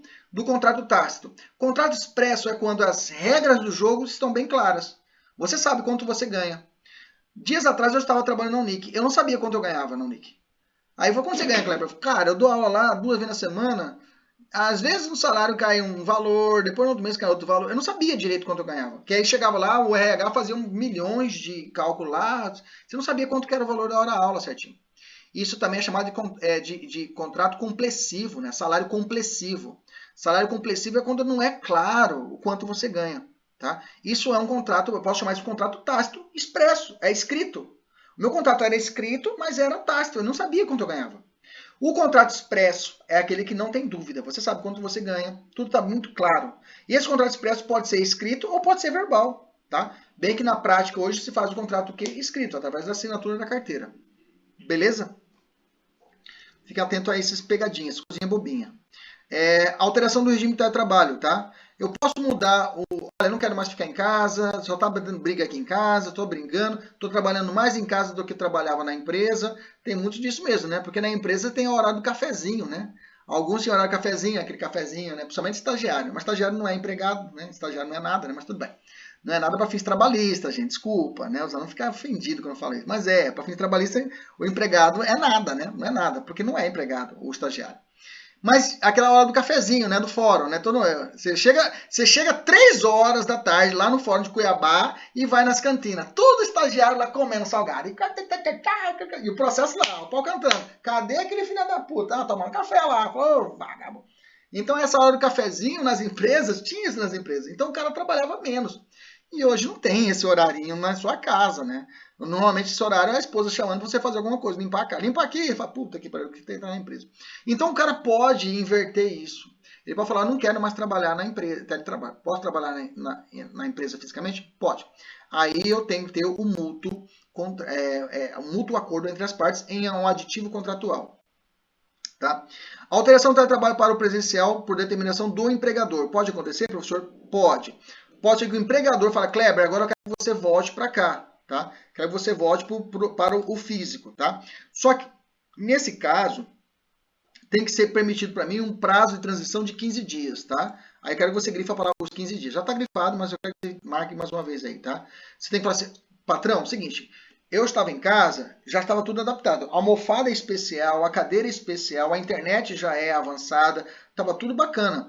E agora o senhor quer que eu volte, vou ter que mobilizar todas as coisas para eu voltar para o presencial. Então me dá aí 15 dias. Beleza? Esses 15 dias tem que ser ofertado ao empregado. Cuidado com esse prazo, tá? Utilidades, tá? A responsabilidade pela aquisição, manutenção, fornecimento dos equipamentos tecnológicos é da infraestrutura necessária e adequada à prestação de trabalho remoto, bem como o reembolso das despesas arcadas pelo empregado serão previstas em contrato. Quer dizer que se eu for trabalhar em casa, eu vou ter que pagar essa conta, tá? Eu vou ter que colocar uma internet mais rápida, eu, empregado, tá? Depois eu posso pedir o reembolso, mas não é certeza que eu vou receber isso, mas eu posso pedir o reembolso do que eu gastei. Tá? Aí vem embaixo. Não integra a remuneração do empregado esse reembolso, tá? Esse reembolso arcado pelo empregado.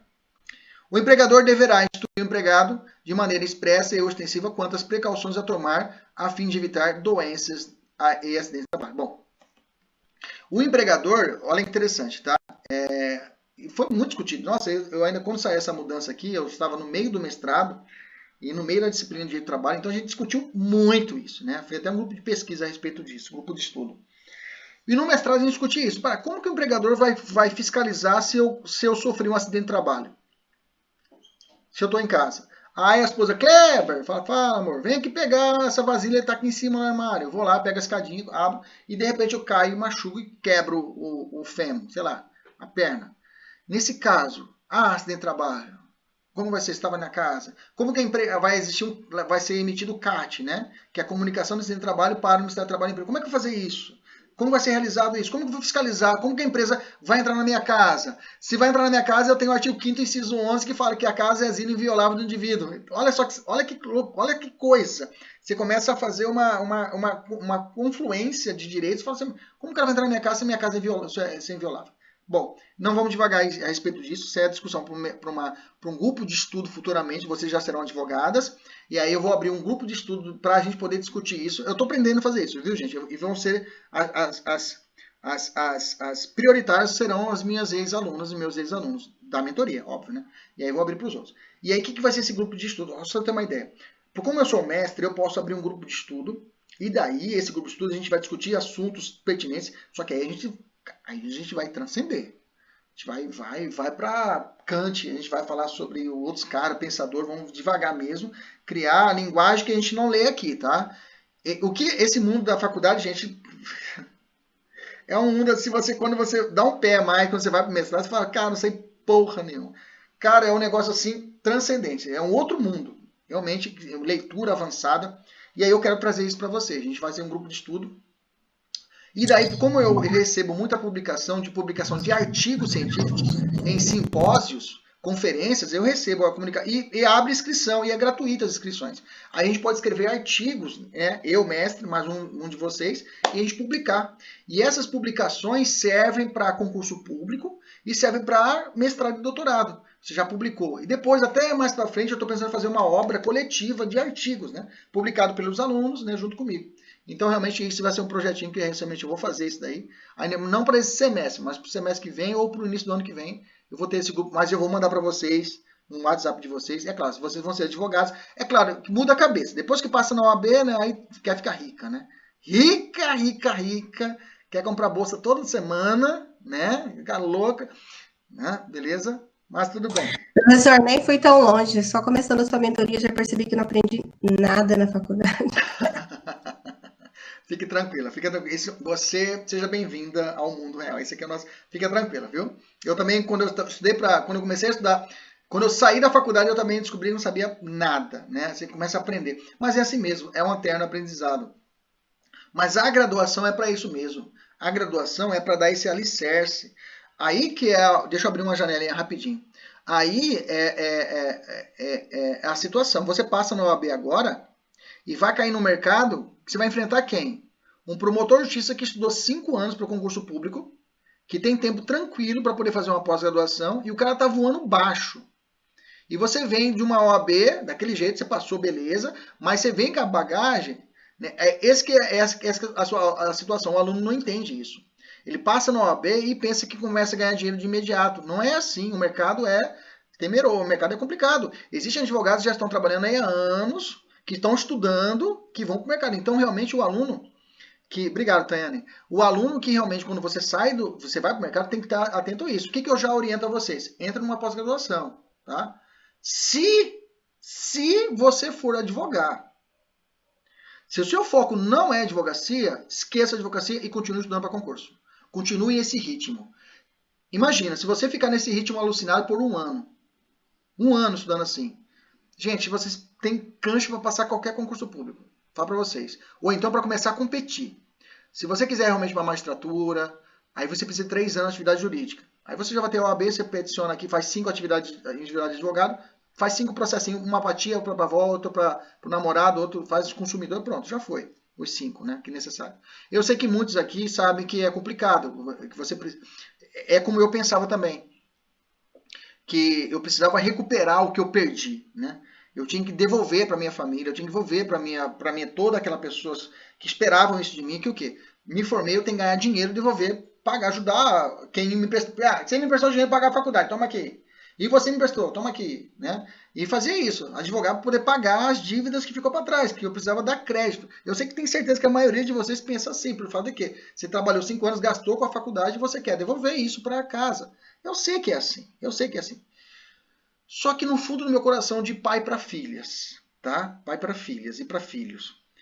De fundo do coração, ninguém me falou isso na época. Se você realmente pretende concursar, se você realmente quer entrar no mercado para valer, eu vou te dar 2 conselhos. Se você quer advogar, se possível, ingressar no escritório já, para que você possa entrar como advogado júnior, para que você possa pegar cancha ali. É uma boa opção, tá? Pelo fato que para você abrir uma meia boca, abrir um escritório, e escritório hoje tem muitos débitos, internet, isso aqui, fica complicado, mas não afasta a possibilidade de você fazer isso também, enfrentar o mercado. Tem muitos aqui que já são empreendedoras, né? Já são empresárias e aí sabe como é, sabe como funciona. A OAB é ruim que a gente pode fazer propaganda, né? Você não pode colocar uma propaganda no Instagram. Só se for, nós já estudamos isso, só se for de questões jurídicas, conhecimento, não para arrecadar, né? Então, nesse caso, se possível, você ingressar no escritório grande. E não é fácil, você tem que apresentar o quê? Currículo, parará. Se eu tivesse um grande escritório, eu admitia todas as minhas ex-alunas. Por quê? Eu sei que vocês estão voando baixo. Eu sei que vocês estão manjando pra caramba de petição. Vocês estão fera. Falar, você já sabe. Isso aqui é isso aqui. Isso aqui é recurso. Isso aqui é... Você vai estar fera. Então, você já entra no mercado já com o pé. Porque se você manter esse nível de petição, você vai embora. Mas, agora, outro lado. Se você quiser realmente concursar, não para de estudar. Se tiver papai, tiver mamãe, tiver esposo, fala, esposo, me segura as pontas aí. Confia aí, me dá aí 2 anos de continuar estudando. Somado aos 5, você colocar mais 2 anos de estudo, pesado mesmo. E aí eu te oriento, se for o caso, compre um curso grande ou compre uma boa mentoria de algum professor que possa te ajudar, entendeu? Tem um tal de Clever aí que é bom. Pois é. Então, se ingressar, puder... Não, tô brincando, mas porque é para estudar com qualidade, né? Ou então comprar um curso grande mesmo, de grandes cursos. Aí depois você me pergunta que eu te oriento, um curso que seja bacana, que você compre um curso completo, anual ou semestral, para você descer em profundidade e aí estudar para valer. Continue nessa tocada. Continue que logo, logo você vai ser defensora, você vai ser juíza, você vai ser o que você quiser, promotora. Só depende de seguir nessa toada. Meus amores, preste atenção. Preste atenção. Você precisa disso daqui, ó. Disso daqui, para você ser aprovado para concurso público. O que tem no mercado de pessoas nível 7 é assim, ó, que tira 7. Que tem fora pessoas que tiram 7, que fazem 39, fazem 38 pontos na OAB, é isso daqui. O que fazem 40, 45, 50 é isso aqui, ó. Então, o que eu falo para você? Você precisa entrar nessa fatia do mercado. Se você entrar nessa fatia aqui de dedicação de estudo, focado, você consegue entrar em qualquer concurso público. Só que você tem que entender. Você tem que mudar. Não tem quando você fala, vou aceitar Jesus. Então aceita o estudo como aceitar Jesus, para valer. Não é um pezinho no capeta lá nas festas. Não, vou sair hoje à noite, mas amanhã vou confessar. Não, é conversão. É conversão mesmo para o estudo. E você já sentiu como é que é. Você está aqui, porra, no domingo de manhã. São 10h40 da manhã para você estar almoçando. A Sueli está lá em São Paulo, a Aline está em Goiânia. Então você está em outros locais se divertindo, mas estão aqui estudando. Se você direcionar o seu estudo para isso, com esse foco, nada vai te segurar. Digo a vocês, de fundo do meu coração. OAB vai ser só um percalço. Você vai lembrar da OAB, você vai lembrar, eu fiz OAB. Eu passei. Já vai ser uma coisa a mais na sua vida. Vai ser uma coisa a mais. A questão é quando uma pessoa engrandece muito a OAB. Acha ela como, aquela coisa, não consigo. Aí o cara não passa mesmo. Esqueça, você vai passar. Tem que ter essa tranquilidade. Só precisa o quê? Ter essa perspectiva. Segue realmente resolvendo a questão, fazendo tudo que a gente está direcionando, que vai dar tudo certo. Beleza? Tranquilo? Maravilha. Até perdi o fio da minha... Não é aula de autoajuda, eu devia ganhar com palestras, né? Ganhar dinheiro com palestra, em vez de ficar dando aula. Mas... Amor, arruma uma palestra pra me dar aí, pô. Eu vou falar pra minha esposa que vai mudar, vou ser palestrante, né, de automotivação nas empresas. O cara ganha dinheiro, hoje ganha dinheiro pra caramba, né, as pessoas. Né? Vamos voltar aqui. Vamos fazer uma questão, vamos fechar esse bloco. Jorge é um trabalhador e cumpre jornada pré-estabelecida pelo empregador, que o monitora por meio de meios telemáticos. A empresa montou um home office na residência do empregado, fornecendo móveis, mesa e cadeira ergonômica, computador e impressora. Em determinado dia de trabalho, quando conferia relatórios, a cadeira em que Jorge estava sentado quebrou e ele, devido à queda violenta, machucou-se. Na hipótese de acordo com a lei. Letra A. Ocorreu acidente de trabalho, sendo irrelevante se o trabalho é prestado na residência do empregado. Veja, a OAB considerou essa alternativa correta e é a correta.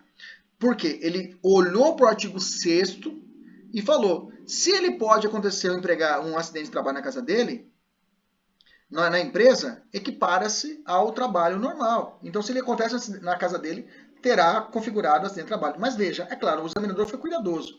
Ele falou, quando conferia os relatórios, a cadeira que a empresa tinha colocado, veja, até eu fui cuidadoso, examinador. Não é burro também, né? Porque se ele falasse, ele foi ajudar a esposa, escorregou e quebrou. Aí geraria o quê? A situação de recurso. Por isso que eu falo para vocês que em umas situações o examinador não é burro. Ele fala, se eu não amarrar aqui, gera recurso, eu perco a questão. E a FGV perde credibilidade e a OAB daqui a um tempo não vai querer mais a FGV. Entendeu? Então, por isso que eu falo para você algumas situações. Você tem que pensar como examinador. Por isso que eu falo quanto ao Covid, a situação, que o examinador tem esse cuidado.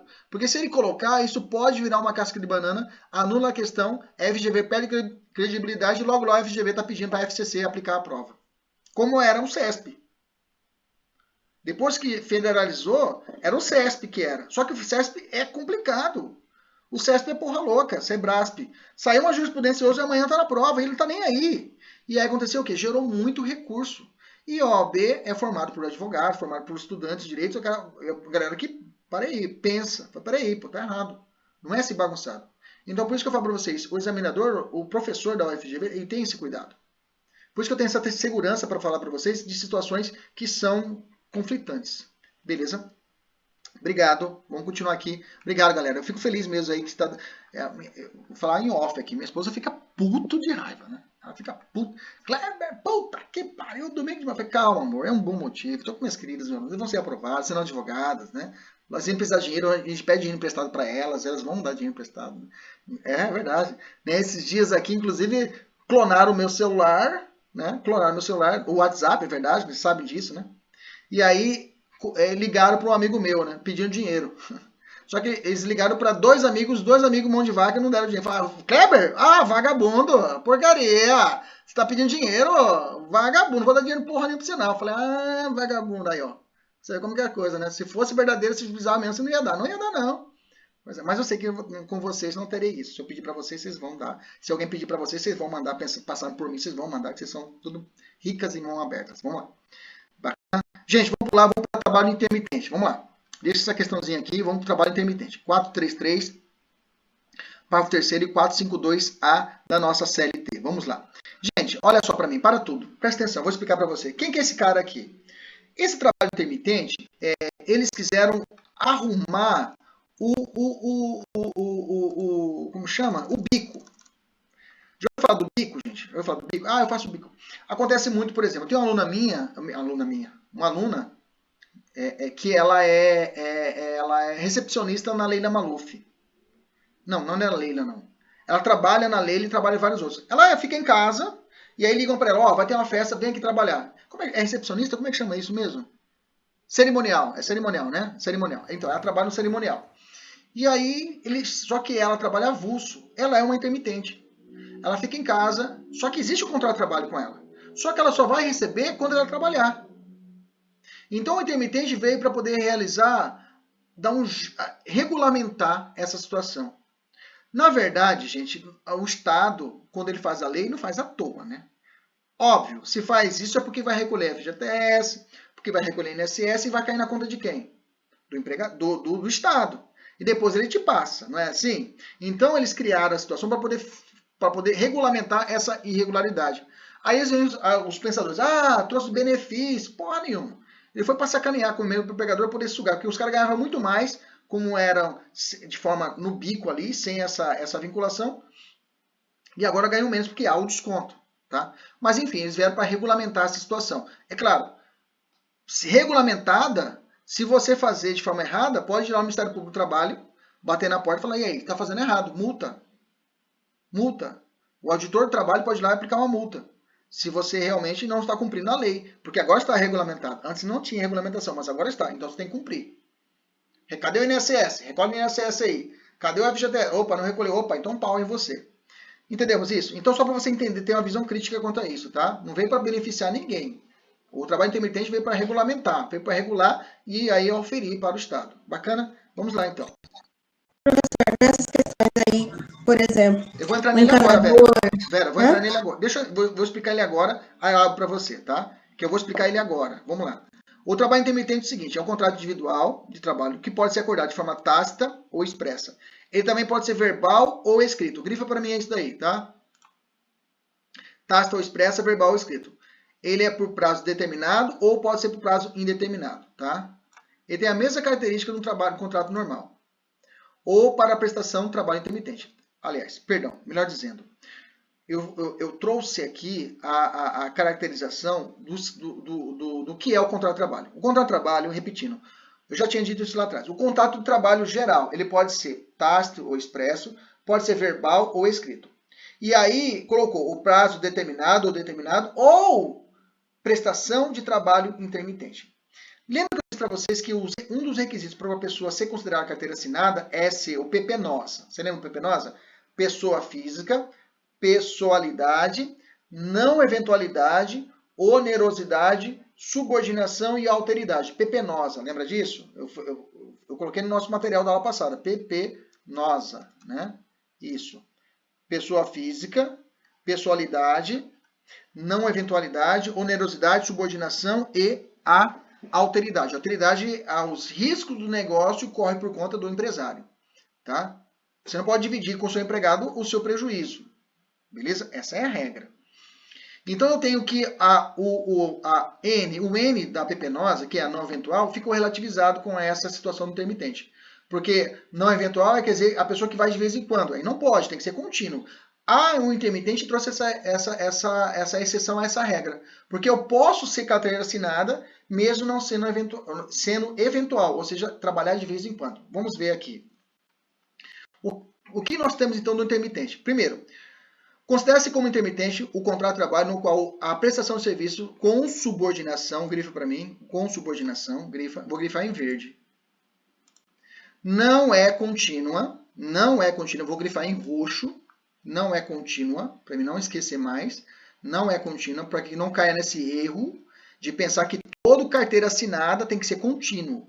Não, existe carteira assinada que não é contínua, por exemplo, o intermitente. Gente, o intermitente já existia, tá? Já existia.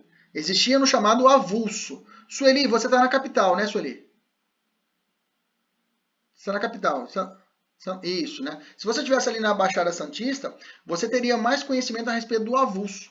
Porque tem o Porto, né? O Porto de Santos. O avulso é um exemplo de intermitente. O avulso já existia. O cara trabalha de vez em quando, descarrega o navio. Ele descarregou o período de um mês. Descarregou o navio, na hora já ele já recebe todos os direitos trabalhistas ali naquele momento, né? Tem um OGMO, né, que é o órgão gestor de mão de obra. Nossa, lembrei disso. Cabeça é muito grande, né, gente? A CPU aqui é gigantesca. OGMO é isso porque eu estudei muito. Isso que eu falo para vocês, tem que estudar muito, né? Pra gente ter essa cabeça realmente gigante, para lembrar de tudo. OGM é órgão gestor de mão de obra. Ele que faz essa arrecadação do dinheiro do dono do navio e passa para o trabalhador avulso. O trabalho intermitente não tem a OGMO, mas essa característica é igualzinho. Então eles aplicaram a regra do avulso para o intermitente, que é aqui no urbano. O intermitente, professor, pode ser o chapa. Chapa já é a nossa realidade, o cara que vai ali descarregar um caminhão, não é isso? É possível. Chapa você pode ver muito, o chapa você vai encontrar ele ali quando você está indo lá aquela rua, acho que é Beira Rio, quando vai bater lá no Cuxipó, que vai bater no contorno do Cuxipó, tem a Só Salvados à direita, na esquerda tem um monte de carrinho, assim, aí tem lá chapa, é um ponto de chapa. Ali você contrata o cara para poder fazer essas funções, como se fosse o intermitente, como se fosse o avulso, descarregar, carregar. Beleza? Então esse cara, olha lá, considera-se não é contínua, ocorrendo a alternância de períodos de prestação de serviço e de inatividade determinados em horas, dias ou meses, independentemente do tipo de atividade do empregado ou do empregador. Olha lá, independentemente. Então pode ser qualquer espécie de trabalho, exceto para os aeronautas que têm legislação próprias, né? Deixa eu ver se eu consigo lembrar. Tem os aeronautas e os aeroviários. O aeroviários é os que ficam no chão. É o cara que descarrega o avião. É aquela que trabalha dentro do aeroporto. Aeroviários.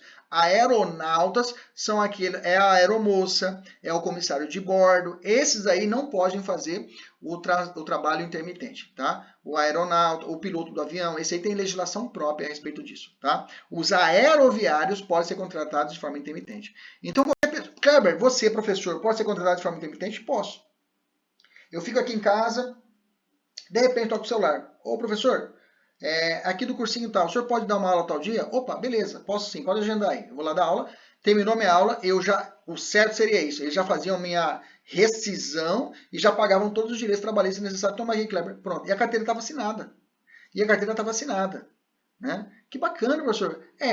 Acontece isso na prática? Não. Professor de cursinho não tem isso. Professor de cursinho é na conta, já foi, né? Aí de você, se você entrar com ação contra o cursinho ou contra, né? Nunca mais você é aceito dentro de Cuiabá ou outro local, né? Existe uma lista negra. Isso é verdade, viu? Existe uma lista negra para professor, tanto no âmbito de cursinho como também no âmbito de escolas particulares aqui em Cuiabá, né? Como eu trabalho com educação, a gente sabe desses melindres aí, de que se o cara é queimado, eu tenho certeza que existe grupos, por exemplo, grupos de restaurante, tem grupos de empresários, grupos não sei o que, de WhatsApp, e ali há comunicação. Ali há comunicação de situação de lista negra. Ó, esse funcionário aí é foda, cuidado. Contratou esse fulano de tal aí, pode saber que ele vai botar você no pau. Existe isso e muito. Isso pode ser considerado até situação discriminatória, tá? Mas a questão é você comprovar isso, né? Como que o trabalhador vai comprovar que está numa lista negra? Aí tem que ser realmente ninja, né? Beleza. Gente, vamos para o valer, para o gráfico aqui que eu fiz para vocês, ó. Pega o material, olha o gráfico que eu fiz para vocês. Então vamos lá. O contratado por escrito deve conter o valor da hora de trabalho. Não pode ser o valor da hora do salário mínimo. O que é isso? Alguém pode receber menos que um salário mínimo? Não. Só tem uma exceção, tá? O conscrito. O cara que trabalha lá o militar, serviço militar obrigatório, esse aí pode receber menos que o salário mínimo. Ia falar alguma coisa, Laís? Vera, ia falar alguma coisa? Pode falar. Se não, já era. Vamos embora, vamos continuar. Vamos encerrar, né, gente? Vamos terminar aqui pra gente poder encerrar. 2 horas de aula já tá bom demais. Vamos continuar aqui. E a gente continua depois. O contrato deve ser por escrito. Então, grifa aí. Contrato intermitente, grifa aí. Contrato intermitente tem que ser escrito. Contrato intermitente tem que ser escrito. E deve conter a hora do trabalho. Grifa em verde esse contrato por escrito. Grifa em verde, por favor. Verde, roxo, bem chamativo. Tá? E deve conter o valor da hora do trabalho. Grifa aí o valor da hora do trabalho. Que não pode ser inferior a um salário mínimo. Gente, o valor da hora tem que ser equiparado ao salário mínimo. É assim. Quanto que é o mês trabalhado? Aí X é o salário mínimo. Então você divide aí o salário mínimo por semana. Quanto é que vai dar uma semana trabalhada sobre o salário mínimo? Ah, beleza. Agora você faz um dia sobre o salário mínimo. Beleza. Acha agora 1 hora sobre o salário mínimo. Aí você descobre o valor da hora aula, o valor da hora trabalhada sobre o salário mínimo. Entendeu? Essa que é a sacada. Então eu posso ir trabalhar na empresa e receber 1 hora trabalhada? Pode. Mas essa hora tem que ser equiparada sobre o valor de um salário mínimo. Entendeu? Você vai dividindo até chegar a saber quanto vale 1 hora trabalhada. Calculado sobre o valor de um salário mínimo. Beleza? Tranquilo? É que agora a gente não temos tempo. Senão a gente poderia, até se fosse um curso normal de trabalho, a gente podia fazer essa conta. Mas não fica preocupado. Não, esquece isso daí, tá? Não vai cair na prova. Olha aqui. Então vamos lá. Então, ou aquele, devido aos demais empregados dos estabelecimentos, exerce a mesma função em contrato intermitente ou não. Outro ponto importante, gente, é que, por exemplo, eu trabalho, me chamam para ser cozinheiro de uma empresa, de forma intermitente. Você está comigo? O cozinheiro ganha R$1.000. Beleza? Tranquilo, maravilha. Eles me chamam para trabalhar de forma intermitente por 2 dias. Bacana? Beleza? Tranquilo. O valor do meu salário para ir trabalhar lá tem que ser sobre R$1.000. Então, eu vou calcular 2 dias sobre R$1.000, tá? 2 dias sobre R$1.000. Bacana? Então, eu faço o valor de R$1.000 e vou dividir por 30. Aí, eu vou descobrir quanto vai dar 2 dias. Quanto é que dá 1.000 dividido por 30? Vai, quanto é que dá aí? Vamos fazer um cálculo. 1.000 por 30, dá quanto? Gente, eu estou gravando, tá? Se caso tiver alguma coisa, depois eu vou subir no YouTube. Você pode assistir lá quantas vezes você quiser o trecho que ficou ruim, tá? Beleza? A internet aí depois, se estiver ruim na sua casa, eu vou fazer isso daqui. Tá bom? Fica tranquilo, pode ficar tranquilo que eu estou gravando. Difícil? É também falar... Professor, é 11 da manhã, num domingo, você quer fazer cálculo? Você está de sacanagem, né? 33.33, bacana. Então, esse é o valor de um dia trabalhado. Então, se eu for trabalhar numa empresa, eu tenho que ganhar 2 dias, vou ter que ganhar R$ 66,66. Você está comigo? Então, o empregador não pode me pagar. Eu sou intermitente. Me chamou para trabalhar 2 dias. Bacana? Eu cheguei lá, pergunto para o cozinheiro que já trabalha na empresa. Quanto você ganha? Eu falo, ganho R$1.000. Beleza. Aí eu chego para receber, o empregador me paga R$50. Pode? Não. Fala, opa, não pode R$50. Por quê? Porque o seu empregado titular, que trabalha aqui todo dia, ganha R$1.000. Então, se eu fracionar, vai dar 33,33 por dia. Eu trabalhei 2 dias, você vai ter que pagar R$ 66,66. Entendemos isso, gente? Beleza? Bacana. Show de bola. Vamos continuar aqui. Aí tem o esqueminha. Olha só. Deixa eu só ver aqui que nós temos aqui depois. Ah, tá. Depois, a gente vai encerrar a nossa aula agora no trabalho especial, esse trabalho especial. E depois a gente vai abrir uma aula para a gente trabalhar só sobre jornada, tá? A gente vai falar sobre jornada e uma outra aula sobre interrupção do contrato de trabalho, beleza? Tranquilo? Eu vou marcar com vocês durante a semana para nós termos uma outra aula aqui pelo Meets ou pelo YouTube. Mas depois eu vejo com vocês, mas vai ser essa semana ainda. Vamos encerrar agora, olha só. Então eu tenho o seguinte, ó, vai para o quadrinho que eu fiz para vocês, olha lá. Então eu tenho, o empregador me chama. Ele tem que me chamar, falou, Kleber, fala, vai ter uma festa aqui e eu quero que você faça seja o nosso guarda-costa. Olha a minha altura, né? 1,5 m, beleza. Eu sou faixa preta, né? Ah, tá. Por exército, então esse cara é perigoso. Então eu quero que você fique aqui, tem que me ligar 3 dias antes do evento. Ele tem que me ligar com antecedência de 3 dias. Porque eu tenho que pensar, peraí, deixa eu ver minha agenda. Então o empregador, ele te chama, convoca com 3 dias antes do início do serviço. Ah, a pessoa chamou um dia, não pode, tá? Se a questão falar isso, você vai falar que não pode, ele não precisa aceitar. Então a prova, para a questão de prova, ele tem que chamar você 3 dias antes do serviço, beleza? Como que ele chama você, professor? Por qualquer meio eficaz. A lei trouxe isso. Então pode ser o WhatsApp, pode ser o e-mail, pode. Pode ser mensagem do celular, pode, não tem problema nenhum, tá? E já é informado a jornada, com pelo menos, ele já sou informado da jornada. Kleber, você vai trabalhar aqui no dia da festa, você vai trabalhar 4 horas de festa. Falei, beleza, ele já me fala a jornada. Beleza? Então, repetindo, ele tem que me chamar com 3 dias de antecedência, por qualquer meio eficaz, e já me fala qual vai ser a jornada. Eu falo, ó, fechado, 3 dias antes. Eu posso já falar fechado e fechou, tá? Eu posso desistir? Já vou te explicar que eu posso desistir. Se aparecer outra coisa melhor. Eu vou dizer para você. Aí eu tenho o seguinte, no primeiro dia, tá? Eu tenho um dia para responder. Tá? Eu posso falar assim, ele me chamou hoje, eu falo, cara, me dá aí até amanhã para te responder. Pode ser? E vou te responder pelo mesmo meio eficaz. Ou vou te responder por e-mail, ou vou te ligar, ou mensagem de celular, ou por WhatsApp. Beleza, eu tenho um dia para responder. Se eu ficar quieto, houve o quê? A recusa. Se eu não te responder, já falo, ó, se eu não te ligar, é porque achei coisa melhor. O empregador fala, Kleber, beleza. Beleza. Tranquilo? Então, voltando. Ele tem que me chamar quantos dias antes? 3 dias. Por qual meio? Qualquer meio eficaz. Ele tem que falar o que para mim? A jornada de quanto eu vou trabalhar lá no dia. Eu tenho tempo para pensar? Sim. Quantos dias? Um dia. Se eu ficar quieto ou esquecer de ligar, pretende-se que eu recusei. Beleza? Como que eu avisar ele? Por qualquer meio. Beleza? Tranquilo? Maravilha. E aí o pau canta, tá? A recusa não desfaz o contrato de trabalho. Entenda. Você me ligou. A Laís é dona de um buffet. Kleber, eu quero que você venha trabalhar como segurança. Ela me chamou 3 dias antes. Falei, beleza, doutora, eu vou trabalhar assim. Doutora, quantas horas eu vou trabalhar? 4 horas. Beleza. Doutora, você está me chamando por meio eficaz. WhatsApp. Isso. Doutora, você me dá um dia? Aí fala, Kleber, beleza, amanhã eu te ligo. Aí eu já falo para você, olha, doutora, vamos fazer o seguinte. Se eu não te ligar, é porque eu já arrumei coisa melhor. Eu vou recusar. Beleza? A Laís fala, Kleber, fechado. Eu não ligo. Quer dizer que eu recusei o trabalho. Vocês estão comigo? Beleza? Pergunto, por eu ter recusado, não existe mais vínculo entre Kleber e a empresária Laís? Não, continua. Eu continuo trabalhando para ela de forma intermitente. Ela não vai me pagar por eu estar em casa. Ela só vai me pagar quando eu estiver trabalhando. Mas o nosso contrato continua. Minha carteira está com ela lá. Continua assinada a nossa carteira, só que não estou trabalhando.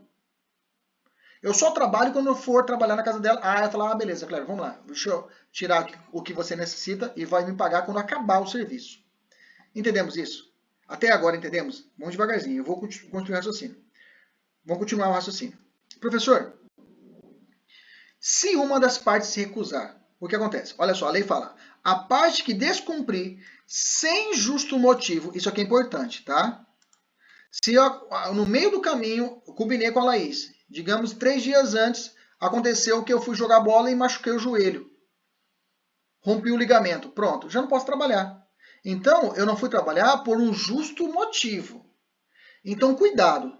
A FGV adora falar isso. Falou que eu faltei, não fui trabalhar e o contrato está desfeito e aí eu tenho que pagar uma indenização para a empregadora. Não. Se eu apresentar um justo motivo, então não é automático. Tem que ser sem justo motivo.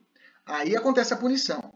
Então quer dizer que, a parte de descumprir sem justo motivo, pagará outra no prazo de 30 dias, multa de 50% da remuneração que seria devida e permite a compensação em igual período. Vamos entender. Vamos entender. A Laís Kleber, fala, doutora. Você vem trabalhar aqui no sábado. E ela me chamou 3 dias antes, ela me chamou na segunda. Eu trabalho no sábado. Foi mais que 3 dias. Eu falo, tá bom. Qual que é a jornada? Ela fala assim, 4 horas. Quanto que eu vou ganhar? Ah, você vai ganhar, calcular aqui, você vai ganhar pelo esse trabalho aqui, R$500. Eu falo, beleza. Mas vamos fazer o seguinte, você me dá um dia para pensar? Ela fala, beleza, um dia. Pensou, eu falo para ela, doutora, beleza, eu vou sim. Fechado.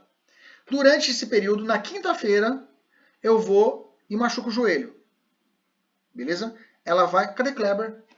Começa a festa, cadê Kleber? Ligando no meu celular, Kleber, cadê você? Ah, doutora, eu machuquei o joelho. Eu falei, porra, agora você me deve 50% de R$500. Você me deve R$250, Kleber. Mas como assim? Você me deve R$250. Porque a lei fala, se você descumprir sem justo motivo, você me deve 250. Aí eu vou falar, não, doutora, eu tenho justo motivo que eu machuquei o joelho. Ah, beleza. Aí tudo bem. Aí morre, não, tudo bem. Bacana. Mas digamos que eu caguei. Ela marcou comigo, eu marquei com ela, eu não compareci. Fui para outra festa, não fui. Ela liga, Kleber, cadê você? Doutora, não fui, não estou afim, não vou. Ela fala, beleza, Clebão, você está me vendo R$250 agora, eu vou te cobrar. Pode ser na semana seguinte, eu chego para ela, doutor, desculpa aí, foi mal, estava ruim aquele dia, estava ruim, então, vamos fazer o seguinte, só me coloca para trabalhar, quanto que eu devo para a senhora? Ela fala, Kleber, você me deve 250, vamos compensar? Na semana que vem eu trabalho, e aí, quanto é a mesma jornada, vai dar R$500, só me paga só 250 e eu pago, eu compenso o que eu devo para a senhora. Pode ser? Fechado. Entendeu a compensação? Entendeu a compensação, sim ou não? Então eu compenso com ela. Então faz o seguinte, quando chegar lá, eu trabalho na próxima, e aí a gente abate e morre a treta, eu não devo para a senhora, e a senhora não deve para mim. Fechou? Fechou. Estou até babando aqui, vamos lá. O período de inatividade não será considerado tempo à disposição. Esse aqui é importante, tá? Nós vamos falar sobre isso na aula que vem, vamos rever isso. Vou te dar um exemplo rápido. Acabou minha jornada. E depois da jornada tem um culto na empresa. Um culto. Ou a missa. Ou, sei lá, um momento ecumênico na empresa. E eu fico 1 hora a mais na empresa. Essa 1 hora a mais na empresa é hora extra? Não, você já sabe disso. Isso é chamado, não é tempo à disposição do empregador. Nós vamos falar que tem uma lista que fala que isso daí não é jornada. Na próxima hora vamos falar sobre isso. E uma delas é o trabalho intermitente. Quer dizer que, se a Laís me chamou na segunda e vou trabalhar no domingo, esse período de segunda até domingo é como se eu estivesse trabalhando? Não. Não é tempo à disposição. Ou seja, eu não posso pedir indenização, cobrar segunda, terça, quarta, quinta, sexta na justiça da Laís. Ah, porque eu fiquei esperando ela e aí ela tem que pagar o tempo que eu fiquei à disposição dela. Não. Não existe isso para o intermitente também. Beleza? Porque é injusto. Porque só vou receber... O intermitente é essa regra. Você só recebe se você trabalhar. Beleza? Vamos terminando aqui. Ao final, o que eu vou receber? Gente, esse daqui eu quero que você grifa, tá? O que eu vou ganhar? Eu vou ganhar o quê? O que eu vou receber? Vamos lá. Remuneração, os R$500. Férias proporcionais com acréscimo de 1/3. Férias proporcionais, eu vou fazer o cálculo desses R$500, distribuir ele por 12 meses. Ou melhor dizendo, o período, vou ver quanto que seria 12 meses, e aí eu vou ver quanto vai ser um mês, e vou pagar um mês pro cara. É proporcional ao tempo trabalhado. Férias proporcionais, também não vou falar de cálculo agora. Férias proporcionais, 13º proporcional, RCR, repouso semanal remunerado, e adicionais legais. Se eu trabalhei à noite, eu vou trabalhar de madrugada, eu tenho direito a adicional o quê? Noturno.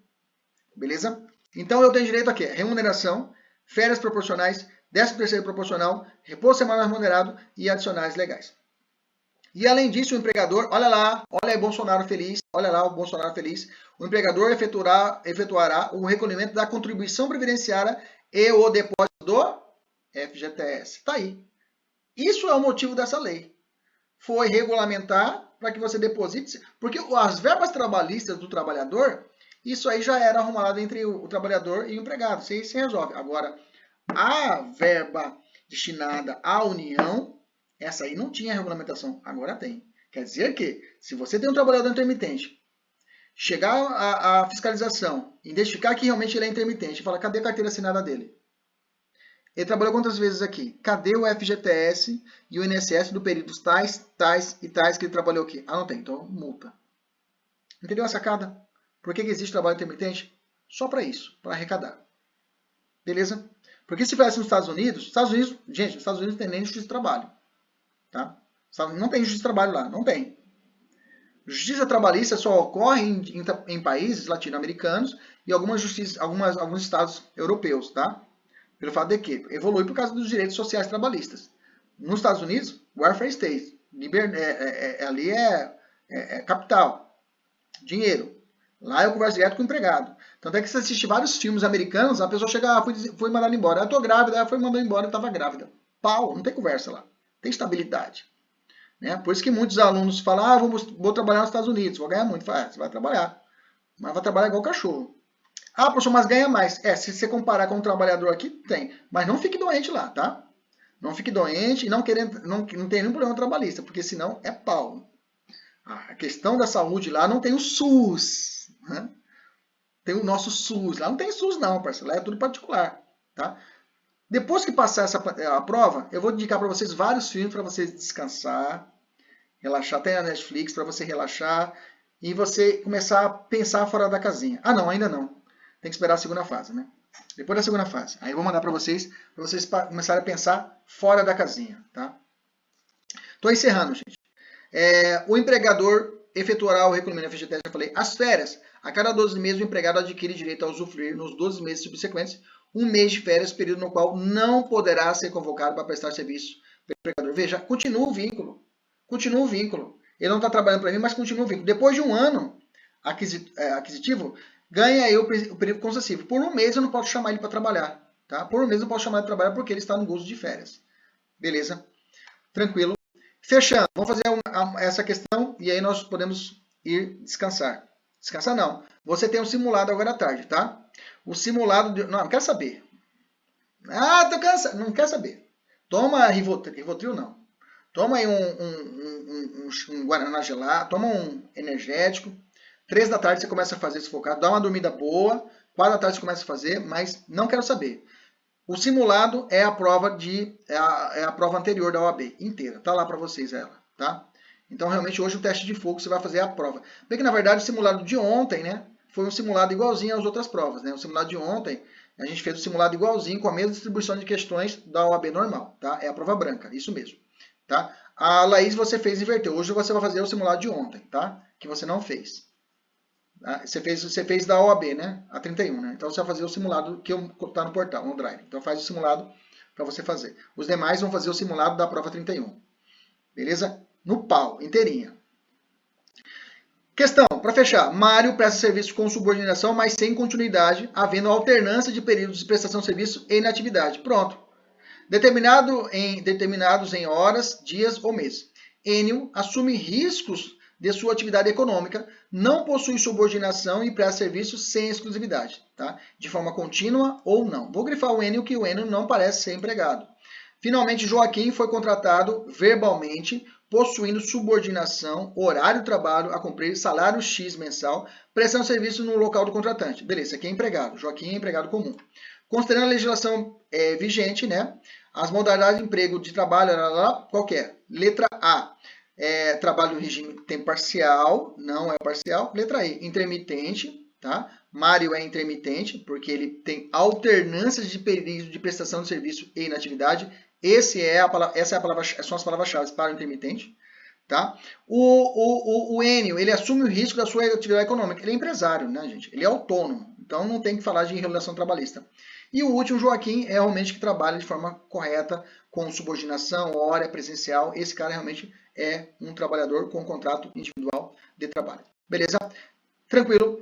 Vou encerrar a gravação e aí eu vou abrir para alguma pergunta e eu vou falar algumas questões administrativas aqui para vocês. Um abraço, até a próxima. Tchau, tchau.